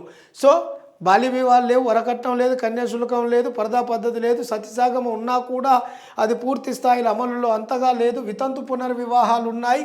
వీటితో పాటు ముఖ్యంగా బానిస వ్యవస్థ అనేది బాగా ప్రాచుర్యంలో ఉండడం జరిగింది తొలివేద కాలంలో. బానిస వ్యవస్థ, వెట్టి చాకిరి వంటి అనేవి ఎక్కువగా ఈ యొక్క తొలివేద కాలం నాటి సమాజంలో ఎక్కువగా ఉండడం అనేది జరిగింది మిత్రులారా. ఇక్కడ ఈ విషయాన్ని కూడా గమనించాలి. మరి ఈ తొలివేద కాలం నాటి సమాజంలో స్త్రీలు ముఖ్యంగా ఈ యొక్క అత్యంత ప్రాధాన్యత కలిగినటువంటి వీరు కూడా అలంకరణకు ఎక్కువగా ప్రాధాన్యత ఇవ్వడం జరిగింది. అందులో భాగంగానే స్త్రీ పురుషులు ఇరువురు కూడా ఇక్కడ ఉన్ని వస్త్రాలు, నూలు, అలాగే కాటన్ వస్త్రాలతో పాటు వీళ్ళు సిల్క్ వస్త్రాలను కూడా ధరించడం జరిగింది. ఉన్ని వస్త్రాలు, నూలు వస్త్రాలు, కాటన్ వస్త్రాలు, సిల్క్ వస్త్రాలు ధరించారు. అన్ని రకాల వస్త్రాలను ధరించడం అనేది జరిగింది.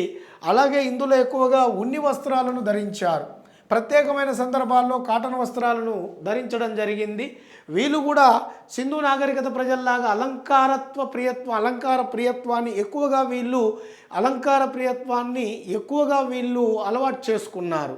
అందులో భాగంగానే వీళ్ళు వేషధారణలో 3 పద్ధతులను పాటించారు. వస, అధివస, అలాగే నీవీలు.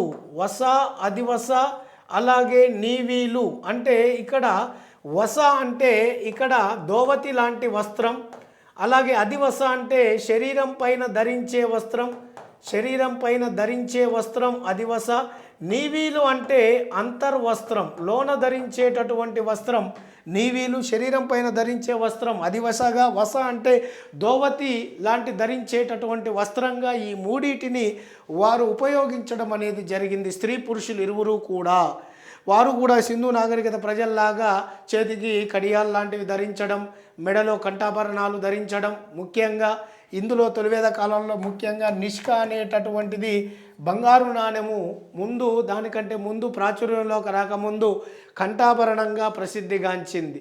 అలాగే రుక్మ అంటే ఈ తొలివేద కాలం నాటి స్త్రీలు ధరించే హృదయాభరణంగా ప్రసిద్ధిగాంచింది రుక్మ. ఇలాంటివి బంగారం, వెండి, రాగి, తగరం వంటి లోహాలతో తయారు చేసినటువంటి ముఖ్యమైనటువంటి ఈ ఆభరణాలను ధరించేవారు. బట్ వీళ్ళకు కూడా సింధు నాగరికత ప్రజల్లాగా తొలివేద నాగరికత ప్రజలకి ఇనుము అంటే ఏందో తెలియదు. ఇనుము అనే లోహంతో పాటు సీసం అనే లోహం కూడా తెలియదు. ఈ రెండూ తెలియవు. కానీ మిగతా లోహాలను వీళ్ళు ఎక్కువగా ఉపయోగించారు. అలా ఉపయోగించిన వాటితో తయారు చేసుకున్నవే నిష్క, అలాగే రుక్మ. నిష్క అనేది మొట్టమొదట స్త్రీలు ధరించిన కంఠాభరణం, తర్వాత నాణ్యంగా చలామణిలోకి వచ్చింది. దాని తర్వాత రుక్మ, ఇది స్త్రీలు ధరించేటటువంటి హృదయాభరణంగా ప్రసిద్ధిగాంచింది. మరి ఆనాటి స్త్రీలు ముఖ్యంగా వాళ్ళ పెద్ద పెద్ద జడలు ఏదైతే ఉంటాయో వాటిని వాళ్ళ యొక్క శిరోజాలను పెద్ద జడలుగా వేసుకునేవారు, అల్లుకునేవాళ్ళు. అలా వాళ్ళు అల్లుకున్నటువంటి జడను కపర్దా అని పిలిచేవారు. అలా వాళ్ళు అల్లుకున్నటువంటి కపర్దా అనే జడకు శిరోభూషణంగా ఓపశ అనేటటువంటి దానిని ధరించేవారు. ఓపశ శిరోభూషణంగా వాళ్ళ తలకు పెట్టుకునేటటువంటి దానిని ఓపశ అనే పేరుతో పిలవడం జరిగింది. వాళ్ళు వాళ్ళ యొక్క జడను అల్లుకునే విధానాన్ని కపర్ద అనేటటువంటి పేరుతో పిలవడం అనేది జరిగింది. ఇక్కడ ఈ విషయాన్ని కూడా స్త్రీల ప్రాధాన్యత ఎంత ఉందో చూడడానికి ఇదొక ముఖ్యమైన రీజన్. మరొక ముఖ్యమైన రీజన్ ఏమిటయ్యా అంటే ఆనాటి తొలివేద కాలం నాటి సమాజంలో ఈ యొక్క అంటే భార్యాభర్తలు ఇద్దరు ఉన్నారు, వారికి పుత్ర సంతానం లేకుండా కేవలము మనకు కుమార్తె సంతానం ఉందనుకో. సో అతడు చనిపోయినాక అతని ఆస్తి తన యొక్క కుమార్తె యొక్క కుమారుడికి చెందేటటువంటి ఈ యొక్క అథారిటీ అనేది అప్పుడు కల్పించబడ్డది. ఒక ఫ్యామిలీలో తల్లిదండ్రులు ఒక భార్యాభర్తలు ఉన్నారు, ఆ భార్యాభర్తలకు పుత్ర సంతానం లేదు, కుమార్తె కలిగింది. సో వారి తర్వాత వారి ఆస్తి కుమార్తెకు కాకుండా కుమార్తె యొక్క కుమారుడు అయినటువంటి దౌహిత్రుడికి చెందేటట్లుగా ఆనాటి ఆర్థిక పరమైనటువంటి చట్టం ప్రాచుర్యంలోకి రావడం జరిగింది. ఈ దౌహిత్రుడు ఎవరి యొక్క కుమారుడు అంటే దుహిత్రి యొక్క కుమారుడు. దుహిత్రి అంటే అర్థము పాలను పితికేది అని అర్థం. సో దుహిత్రి అంటే పాలను పితికేది అర్థం. దుహిత్రి అంటే కుమార్తె. తొలివేద కాలం నాటి ఈ యొక్క కుటుంబంలో కుమార్తెను దుహిత్రి అనేవాళ్ళు. దుహిత్రి యొక్క కుమారుడు దౌహిత్రుడు అనేటటువంటి వాడు. అలా దుహిత్రి కుమారుడైన దౌహిత్రుడికే తన యొక్క తాత ఆస్తి అనేది ఆయన మరణం తర్వాత ఈయనకు సంక్రమించడం అనేది జరిగింది. ఇవన్నీ కూడా తొలివేద కాలం నాటి సమాజంలో స్త్రీకి ఉన్నటువంటి ప్రాధాన్యతను వివరించేటటువంటి అంశాలుగా మనము ఇక్కడ క్లియర్ కట్గా చూడవచ్చును అనేటటువంటి ముఖ్యమైన విషయాన్ని ఈడ మనం గమనించాలి మిత్రులారా. మరి తొలివేద కాలం నాటి ఆర్యులు కూడా వాళ్ళు కూడా సింధు నాగరికత ప్రజల్లాగా వినోదాలను కోరుకోవడం జరిగింది. మరి వినోదాలలో ముఖ్యంగా చూస్తే ఇక్కడ గుర్రపు స్వారీ, అలాగే రథపందెములు, అలాగే సంగీతం, అలాగే నృత్యం, అలాగే వేట, ఇవన్నీ కూడా చదరంగం, ఇవన్నీ కూడా వారి యొక్క వినోదాలుగా భావించడం జరిగింది. సో గుర్రపు స్వారీ, రథపంద్యాలు, సంగీతం, నృత్యం, వేట, చదరంగం ఇవన్నీ కూడా తొలివేద కాలం నాటి సమాజంలో ఆర్యుల యొక్క ముఖ్యమైన వినోదాలుగా చెప్పడం జరిగింది. మరి ఇందులో ముఖ్యంగా వాళ్ళు ఈ గుర్రపు స్వారీ ఏదైతే ఉందో ఇది ఆసియా ఖండంలోనే ఈ గుర్రపు స్వారీని ప్రవేశపెట్టినటువంటి వారిగా ఆర్యులు ప్రసిద్ధిగాంచారు. అలాగే ఈ వినోదాలలో రథ పందెములు అనేటటువంటివి ప్రధాన వినోదంగా అన్ని వినోదాలలో ప్రధాన వినోదంగా రథ పందాలు అనేటటువంటివి ప్రసిద్ధిగాంచడం జరిగింది. అలాగే ముఖ్యంగా ప్రధాన క్రీడ అన్నప్పుడు ప్రధాన క్రీడ అంటేనేమో చదరంగంగా ప్రసిద్ధిగాంచింది. ప్రధాన వినోదం అంటే మాత్రము రథ పందాలు. గుర్రపు స్వారీ అంటేనేమో ఓవరాల్ ఆసియా ఖండంలో మొట్టమొదటగా ఈ గుర్రపు స్వారీని ప్రవేశపెట్టినటువంటి వారిగా ఈ ఆర్యులు అనేటటువంటి వారు ప్రసిద్ధిగాంచారనేటటువంటి విషయాన్ని ఇక్కడ మనం చూడవచ్చును మిత్రులారా. ఇక్కడ ముఖ్యంగా అత్యంత కీలకమైన మరో విషయం ఏంటంటే ఆర్యులు మంచి సంగీత ప్రియులు. దానికి నిదర్శనమే ముఖ్యమైన కొన్ని సంగీత పరికరాలను వాళ్ళు ఉపయోగించడం జరిగింది. అందులో వేణువు, అలాగే వీణ, అలాగే మధ్యల,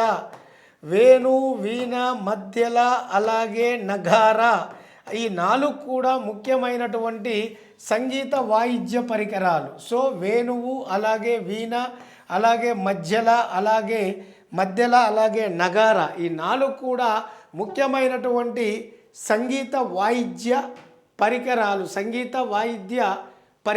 ఈ 4 సంగీత వాయిద్య పరికరాలను ఎక్కువగా ఈ యొక్క తొలివేద కాలం నాటి ఆర్యులు ఉపయోగించడం అనేటటువంటిది జరిగింది మిత్రులారా. సో ఇక్కడ ముఖ్యంగా మనం గమనించాల్సినటువంటి అత్యంత కీలకమైన సామాజిక పరిస్థితుల్లో తొలివేద కాలం నాటి సామాజిక పరిస్థితుల్లో వాళ్ళ యొక్క సామాజిక వ్యవస్థ ఏ విధంగా ఉంది, ఆ కాలం నాటి సాంఘిక దురాచారాలు ఏమిటి, వాళ్ళ ఏకపత్ని వర్తుల బహుభర్తత్వం ఉన్నదా, ఉంటే ఎక్కడ ఉంది, సంపన్న వర్గాలను తెలుసుకున్నాము. కుల వ్యవస్థ, వర్ణ వ్యవస్థ లేదు, సమాజం వృత్తుల వారీగా విభజించబడ్డదన్నాము. మొత్తం 3 భాగాలు విభజించబడింది. పురోహితులు, యుద్ధవీరులు, శ్రామిక వర్గం అని చెప్పుకున్నాం.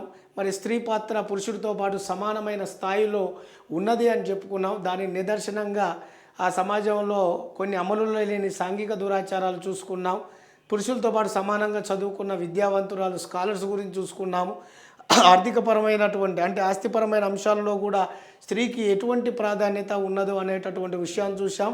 మరియు వారికి సంబంధించినటువంటి వినోదాలకు సంబంధించిన సమాచారాన్ని కూడా మనం ఇందులో చూడడం అనేది జరిగింది. వినోదాలు ఏమిటి, అలాగే వాళ్ళకు ముఖ్యమైనటువంటి సంగీతపరమైనటువంటి పరికరాలు ఏమిటి, వాళ్ళ ఆసక్తి కలిగినటువంటి సంగీత పరికరాలు ఏమిటి, వీటికి సంబంధించినటువంటి సమాచారం మొత్తం కూడా మనం ఇందులో చూడడం అనేది జరిగింది. ఇవన్నీ కూడా మనకు సామాజిక పరిస్థితులకు సంబంధించిన సమాచారం అన్నప్పుడు ఇవన్నీ కూడా మనం ఇక్కడ గుర్తుంచుకోవాలి.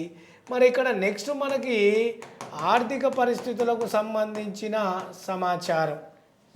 మరి ఆర్థిక పరిస్థితులకు సంబంధించిన సమాచారం ఏమిటి అనేది చూద్దాం. ఇక్కడ మనకు ఆర్థిక పరిస్థితులు మన తొలివేద కాలపు ఆర్యుల నాగరికతకు సంబంధించిన దాంట్లో ఈ యొక్క ఆర్థిక పరిస్థితులకు సంబంధించిన సమాచారంలో భాగంగా ప్రధానంగా వారి యొక్క ఆర్థిక పరిస్థితులు పశుపోషణ, అలాగే వ్యవసాయం, అలాగే వ్యాపార వాణిజ్య సంబంధాలు, అలాగే పరిశ్రమల మీద ఆధారపడి ఉండడం అనేది జరిగింది. ఇందులో మొదటిది ఈ తొలివేద కాలపు ఆర్యుల యొక్క ప్రధాన వృత్తి ఏమిటంటే పశుపోషణ. ముఖ్యంగా ప్రధాన వృత్తి పశుపోషణ. అందుకనే ముఖ్యంగా తొలివేద కాలంలో గోవుల కోసం ఎక్కువగా యుద్ధాలు జరిగేవి. వాటి పేరే గవిష్టి అని చెప్పేసి అన్నాము. దానికి ఉదాహరణగా యుద్ధం పేరు కూడా మనం చెప్పుకోవడం అనేది జరిగింది. అయితే తొలివేద కాలము నాటి ఆ యొక్క సమాజంలో ముఖ్యంగా గోవు అనేది అత్యంత పవిత్రమైన స్థానాన్ని పొందింది. ఆర్యులు పూజించేటటువంటి పవిత్రమైనటువంటి జంతువుగా ఈ యొక్క గోవు అనేటటువంటిది లేదా ఆవు అనేది అత్యంత ప్రధానమైనదిగా పవిత్రమైనదిగా అత్యంత పవిత్రమైనటువంటి స్థానాన్ని పొందడం అనేది జరిగింది గోవు. ఈ గోవుని ఈ యొక్క ఎక్కువగా ఎవరైతే కలిగి ఉంటారో అతడు గోమట్గా పిలవడం జరిగింది. గోమట్ అంటే సంపన్నుడు. అంటే తొలివేద కాలం నాటి సమాజంలో గోవులు ఎక్కువగా కలిగినటువంటి వారు, గోవులు ఎక్కువగా ఉన్నటువంటి వారు గోమట్గా పిలువబడ్డాడు. గోమట్ అంటే సంపన్నుడు. ఎవరు ఎక్కువగా ఆవులు ఉంటే అతడే ధనవంతుడు. అతనికి లేదా అతని ఇంటికి ఇచ్చి పిల్లనిచ్చి పెళ్లి చేసేటటువంటి వారు అన్నట్టు.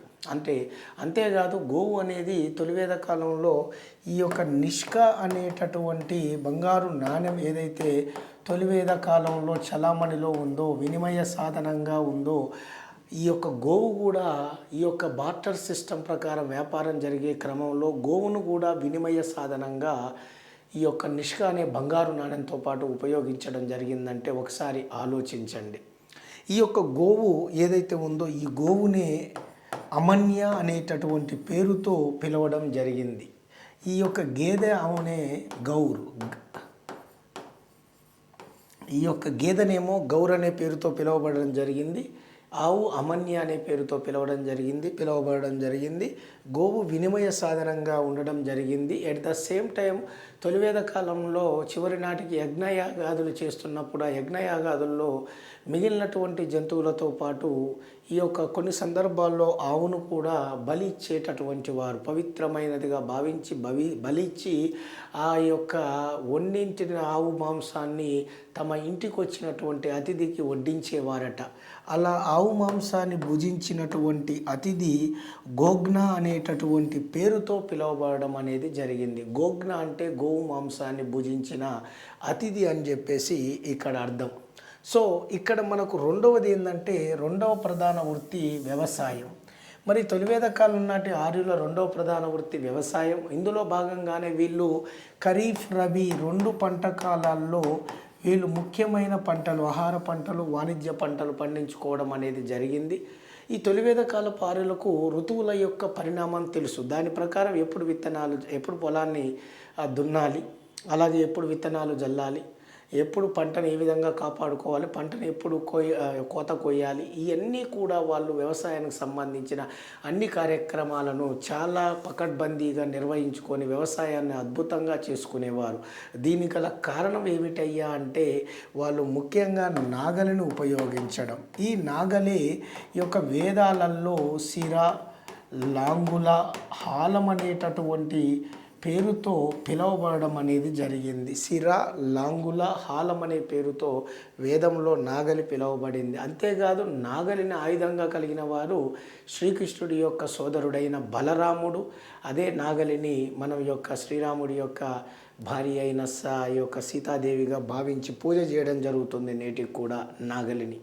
సో ఇటువంటి నాగలితో ఉపయోగించి వీళ్ళు పూర్తి స్థాయిలో చెరువులు, బావులు, అలాగే కాలువల ద్వారా వాటిని ఉపయోగించి వీరు ఖరీఫ్, రబీ 2 పంట కాలాల్లో ముఖ్యంగా వీరు పంటలు పండించారు. ఆహార పంటలు, వాణిజ్య పంటలు. అందులో ముఖ్యంగా ఈ యొక్క రబీ పంట కాలంలో చూస్తే రబీ కాలంలో బార్లీ, గోధుమలను, వరి వంటి పంటలు పండిస్తే ఇక్కడ ఖరీఫ్ కాలంలోకి వచ్చేసరికి ఇక్కడ మనకు పత్తి పంట కానీ, అలాగే నువ్వులు కానీ, అలాగే బఠానీలు కానీ, పప్పు ధాన్యాలు, తృణధాన్యాలు, జొన్న, మొక్కజొన్న, అలాగే కుసుమ పంటలు కానీ, ఇటువంటి ఈ యొక్క కమర్షియల్ క్రాప్స్, వాణిజ్య పంటలు పండించేవారు ఖరీఫ్ కాలంలో. రబీ కాలంలో బార్లీ, వరి, గోధుమలు వంటి పంటలు పండించేవారు. మరి అలాంటి వరి, బార్లీ, ఈ యొక్క గోధుమలు అనేటటువంటివి ముఖ్యంగా మనకు ఇక్కడ చూస్తే వరి, వ్రీహి, తాండూలం, శాలి అనే పేరుతో పిలువబడింది. వ్రీహి, తాండూలం, శాలి అనేటటువంటి పేరుతో పిలువబడడం జరిగింది. ఈ వేదాలలో బార్లీ అనేటటువంటివి ఎవలు అనే పేర్లతో పిలువబడింది. గోధుమలు అనేటటువంటి పేరుతోటే పిలువబడ్డాయి.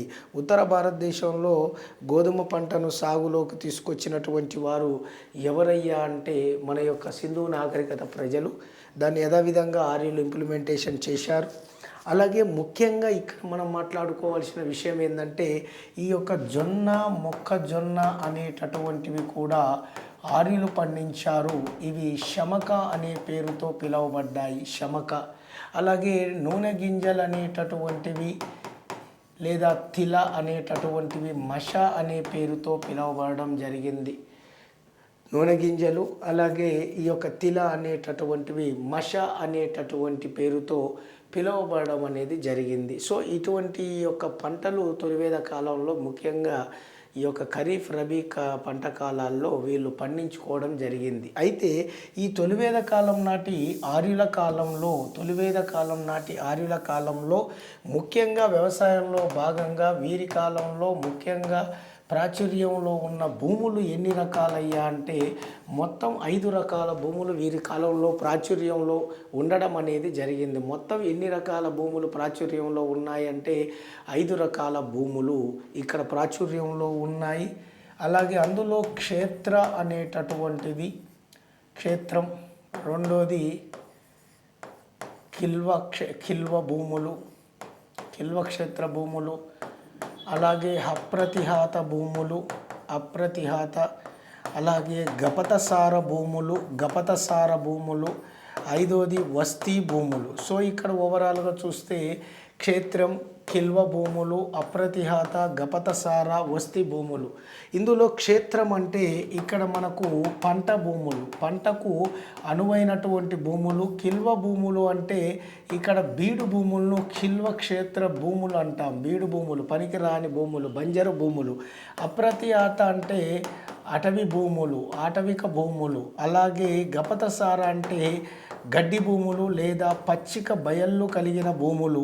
వస్తీ అంటే ప్రజల నివాసానికి అనుగుణంగా ఉన్నటువంటి భూములను వస్తీ భూములు అని చెప్పేసి అంటారు. ఇవి తొలివేద కాలం ఆర్యుల కాలంలో కానీ మలివేద కాలపు ఆర్యుల కాలం కానీ ముఖ్యంగా ప్రాచుర్యంలో ఉన్నటువంటి ముఖ్యమైనటువంటి 5 రకాలైనటువంటి భూములకు సంబంధించిన ఈ యొక్క సమాచారం. క్షేత్రం, కిల్వ భూములు, అప్రతిహాత, గపతసార, వస్తీ అనేటటువంటివి అన్నీ కూడా 5 రకాల భూములను మనం చూడవచ్చును. ఇందులో ముఖ్యంగా వాళ్ళు క్షేత్రం అనేటటువంటి భూములను ఎక్కువగా పంట భూములుగా వాళ్ళు ఉపయోగించుకోవడం అనేది జరిగింది. ఇక్కడ ఈ విషయాన్ని కూడా మనము గమనించాలి. ఇక్కడ నెక్స్ట్ మనం ఇక్కడ అత్యంత కీలకంగా మనం ఇక్కడ నేర్చుకునేటటువంటి మరో ముఖ్యమైన అంశం ఏంటంటే ఇక్కడ వ్యాపారం, వాణిజ్య సంబంధాలు.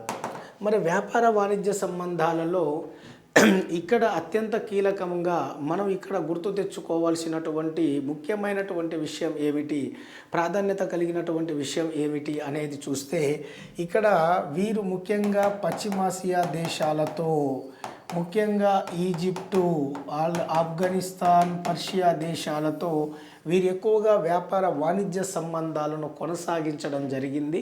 ఈ తొలివేద కాలంలో వ్యాపారం అనేది పరిమితంగా కొనసాగింది. దానికి గల కారణాలు ఏంటంటే నాణ్యాలు అంతగా ప్రాచుర్యంలో లేకపోవడం, కేవలం నిష్కా అనేటటువంటి బంగారు నాణ్యం మాత్రమే ప్రాచుర్యంలో ఉంది. దీని తర్వాత గోవును ఈ యొక్క వినిమయ సాధనంగా, వస్తు వినిమయ సాధనంగా ఉపయోగించుకోవడం అనేటటువంటిది జరిగిందన్నటువంటి విషయాన్ని ఇక్కడ మనము గుర్తుంచుకోవాలి.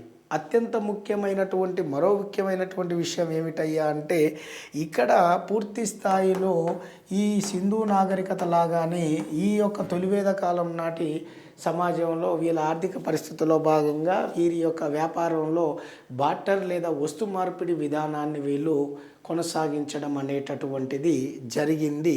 ఇక్కడ మనం ఎస్పెషల్లీ ప్రత్యేకంగా వీరి కాలం నాటి వ్యాపారానికి సంబంధించిన సమాచారాన్ని చూస్తే ఇవి పూర్తి స్థాయిలో మనకు గుర్తుండాలి. నెక్స్ట్ ఇక్కడ మనకు ముఖ్యంగా ఇక్కడ గమనించాల్సినటువంటి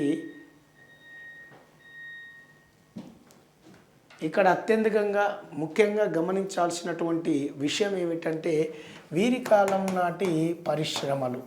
మరి ఈ పరిశ్రమల్లో ముఖ్యంగా చేతి వృత్తి వర్గాలకు సంబంధించినటువంటి పరిశ్రమ అనేది పూర్తి స్థాయిలో వ్యాప్తిలో ఉండడం అనేది జరిగింది. ఎక్కువగా చేతి వృత్తి వర్గాల పరిశ్రమల్లో ముఖ్యంగా మనకు ఇక్కడ కుండల పరిశ్రమ అనేటటువంటిది ఎక్కువగా అభివృద్ధి చెందింది. ఈ కుండల పరిశ్రమలో భాగంగా వీళ్ళు నలుపు రంగు కుండలు, ఎరుపు రంగు కుండలు, నలుపు మరియు ఎరుపు రంగు కుండలు, అలాగే బూడిద రంగుతో తయారు చేయబడిన కుండలు, 4 రకాల కుండలను వీరు తయారు చేసుకొని ఉపయోగించడం అనేది జరిగింది. అందులో ముఖ్యంగా వీళ్ళు ఈ 4 రకాల రంగు కుండల్లో ఎక్కువగా ఎరుపు రంగు కుండలను ఉపయోగించుకున్నారు. మరి ఈ తొలివేద కాలం నాటి ఆర్యులు తయారు చేసుకున్నటువంటి వాళ్ళ కుండల పరిశ్రమలో భాగంగా వీరు తయారు చేసుకున్న ఈ కుండల సంస్కృతిని పెయింటెడ్ గ్రేవేర్ సంస్కృతి అంటారు. పెయింటెడ్ గ్రేవేర్ సంస్కృతి అని చెప్పేసి పిలవడం జరిగింది. దీన్ని చరిత్రకారులు పెయింటెడ్ గ్రేవేర్ సంస్కృతిగా మనకు చెప్పడం జరిగింది. మరి కుండల పరిశ్రమ తర్వాత ముఖ్యంగా మనకు వస్త్ర పరిశ్రమ కూడా అత్యంత ముఖ్యంగా ప్రసిద్ధిగాంచింది. వస్త్ర పరిశ్రమ, ఈ వస్త్ర పరిశ్రమ తర్వాత మనకు ముఖ్యంగా వడ్రంగి వృత్తి కూడా ప్రధానమైనటువంటి పాత్రను ఈ తొలివేద కాలం నాటి ఆర్యుల కాలంలో ముఖ్యంగా ప్రధానమైన పాత్రను పోషించడం జరిగింది. ముఖ్యంగా ఈ కాలంలో ముఖ్యంగా చేతి వృత్తి వర్గాల్లో ముఖ్యంగా కొంతమంది తమదైనటువంటి ముద్రను వేసుకున్నారు తొలివేద కాలంలో. అందులో మనకు తక్షణని, కర్మార అని, అలాగే కైవర్త అని, అలాగే వ్యాప్త అని చెప్పేసి, ముఖ్యంగా మనకు కులార అని చెప్పేసి మనం ఇక్కడ చూస్తున్నటువంటి వ్యాయ అని చెప్పేసి ఒకసారి ఇక్కడ చూస్తే తొలివేద కాలంలో వడ్రంగి వృత్తి కలిగిన వారిని తక్షన్ పేరుతో, కర్మార అంటే ముఖ్యంగా ఈ ఆయాస్ అనేటటువంటి లోహంతో పరికరాలు తయారు చేసేవాళ్ళు. ఆయాస్ అంటే తొలివేద కాలంలో ప్రాచుర్యంలో ఉన్న మిశ్రమ లోహం, రాగి మరియు కాంస్యంతో తయారు చేయబడిన మిశ్రమ లోహమే ఆయా లేదా ఆయాస్. ఇది తొలివేద కాలంలో ఎక్కువగా ఉపయోగించబడడం అనేది జరిగింది. అప్పటికి ఇంకా ఇనుము అనేటటువంటి ఉపయోగం తొలివేద కాలపు ఆర్యులకు తెలియదు. అలాగే కైవర్త అంటే ఇక్కడ మత్స్యకారులు, చేపలు పట్టేటటువంటి వారు. వ్యాప్త అంటే ఇక్కడ మంగలివారు. అలాగే కులార అంటే ఇక్కడ కుమ్మరివారు, అంటే కుండలు తయారు చేసేవారు. వ్యాయ అంటే నేత వర్గానికి సంబంధించిన వారు, అంటే వస్త్రాలను తయారు చేసేటటువంటి వారు. అలాగే వీరితో పాటు ఇక్కడ రాజిత్రి అంటే వివిధ రకాల పాత్రలకు వివిధ రంగులను అద్దేటటువంటి వారు. ఇలా చెప్పుకుంటూ పోతే వీళ్ళతో పాటు అజపాల అంటే గొర్రెల కాపరి, కేవల్ గోపాల పశువుల కాపరి, అమపాల మేకల కాపరి, మేకల ఇష్కారా విల్లంబులు తయారు చేసేవాడు, బీదల్కార బుట్టలను తయారు చేసేటటువంటి వారు, ఇలా వివిధ రకాలైనటువంటి వృత్తి వర్గాలకు సంబంధించినటువంటి వారు తొలివేద కాలం నాటి ఆ సమాజంలో ఆర్థిక వ్యవస్థలో తమదైనటువంటి ముద్రను వీళ్ళు వేసుకోవడం అనేది జరిగింది. ఇక్కడ ఈ పాయింట్ని మనం క్లియర్గా ఆలోచించాలి. ఇవన్నీ కూడా తొలివేద కాలం నాటి ముఖ్యమైనటువంటి ఆర్థిక పరిస్థితుల్లో భాగంగా పరిశ్రమల్లో ఇక్కడ మనం గుర్తుంచుకోవాల్సిన అతి ముఖ్యమైనటువంటి విషయం. మరి ఇక ఆర్థిక పరిస్థితుల్లో ఈ అంశాల తర్వాత మనం ఇక్కడ చూడవలసింది లాస్ట్ది ఇక్కడ మత పరిస్థితులు ఏమిటి. తొలివేద కాలం నాటి ఆర్యులు ముఖ్యంగా ప్రకృతి దేవతారాధకులుగా పేరుగాంచారు. ప్రకృతి దేవతారాధకులుగా పేరుగాంచారు. వీరు దాదాపుగా 33 మందికి పైగా ప్రకృతి దేవతా దేవుళ్లను పూజించడం అనేటటువంటిది జరిగింది తొలివేద కాలపు ఆర్యులు. అందుకే తొలివేద కాలపు ఆర్యులను ప్రకృతి దేవతారాధకులుగా పిలవడం జరిగింది. మరి అందులో చూస్తే మనకు ఇందులో ఇంద్రుడు, అగ్ని, అలాగే వరుణుడు, అలాగే సోముడు లాంటి ఈ యొక్క దేవుళ్ళతో పాటుగా మనకు ఇక్కడ త్వస్త్రి అలాగే మారుత్సు, అశ్విని, అరణ్యేయని, అలాగే పృథ్వీ, అలాగే మనకు ఉషస్సు, అలాగే సావిత్రి అనేటటువంటి దేవతలు, అలాగే రుద్ర అనేటటువంటి వీళ్ళందరూ కూడా మనకు తొలివేద కాలంలో ముఖ్యమైనటువంటి దేవతా దేవుళ్ళుగా పూజలు అందుకున్నారు. ఇంద్రుడు అనేటటువంటి వాడు తొలివేద కాలంలో యుద్ధాలకు ప్రధాన దైవంగా భావించబడి పూజించబడ్డాడు. ఇతడే పురంధరుడుగా, మాధవన్గా, శతక్రతుగా పిలువబడ్డటువంటి వాడు. ఇతని యొక్క భార్య పేరు శశిదేవి. ఆమె శక్తివంతమైనటువంటి దేవతగా భావించబడి పూజించబడ్డది. ఇతని యొక్క వాహనం పేరు ఐరావతం అనే తెల్లని ఏనుగు. ఇతని ఆయుధం వజ్రాయుధము. ఇతడు ఋగ్వేదంలో 250 శ్లోకాలు ఇతని గురించి చెప్పబడ్డాయి. పురంధరుడు ఈయనకు మెయిన్ ఉన్న బిరుదుల్లో ఒకటి. పురంధరుడు అంటే పట్టణాలు లేదా నగరాలు ధ్వంసం చేసేవాడని అర్థం.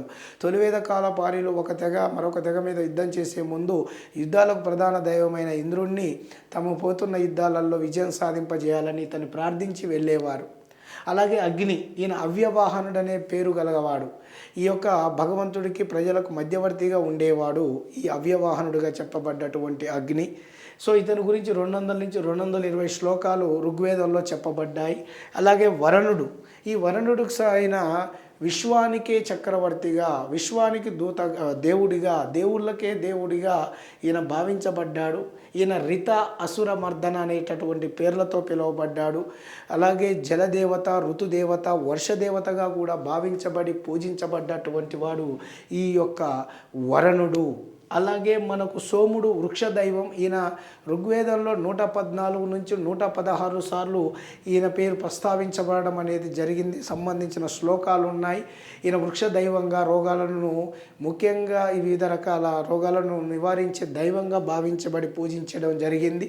అంతేకాదు ఈ తొలివేద కాలం నాటి ఆర్యులు సోముడు అనే వృక్ష చెట్టు బెరడు నుంచి సోమ అనే ఒక ప్రత్యేకమైన మత్తు పానీయాన్ని తయారు చేయడం జరిగేది. దాన్ని ప్రత్యేకమైన ఉత్సవ కార్యక్రమాలప్పుడు స్త్రీ పురుషులు ఇరువురు కూడా సేవించేవారు.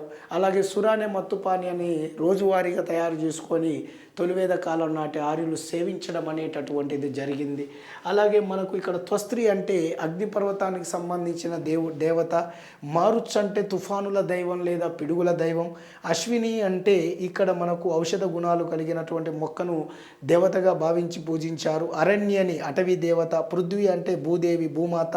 ఉషస్ అంటే ఉషోదయపు దేవత. సావిత్రి అంటే వెలుగు లేదా కాంతి దేవతగా భావించి పూజించడం అనేది జరిగింది. ఇక్కడ రుద్ర అంటే ఇక్కడ పూర్తి స్థాయిలో రోగాలను నివారించేవారు, రోగాలను పూర్తిగా నయం చేసే దైవంగా భావించి పూజించబడడం అనేది జరిగింది.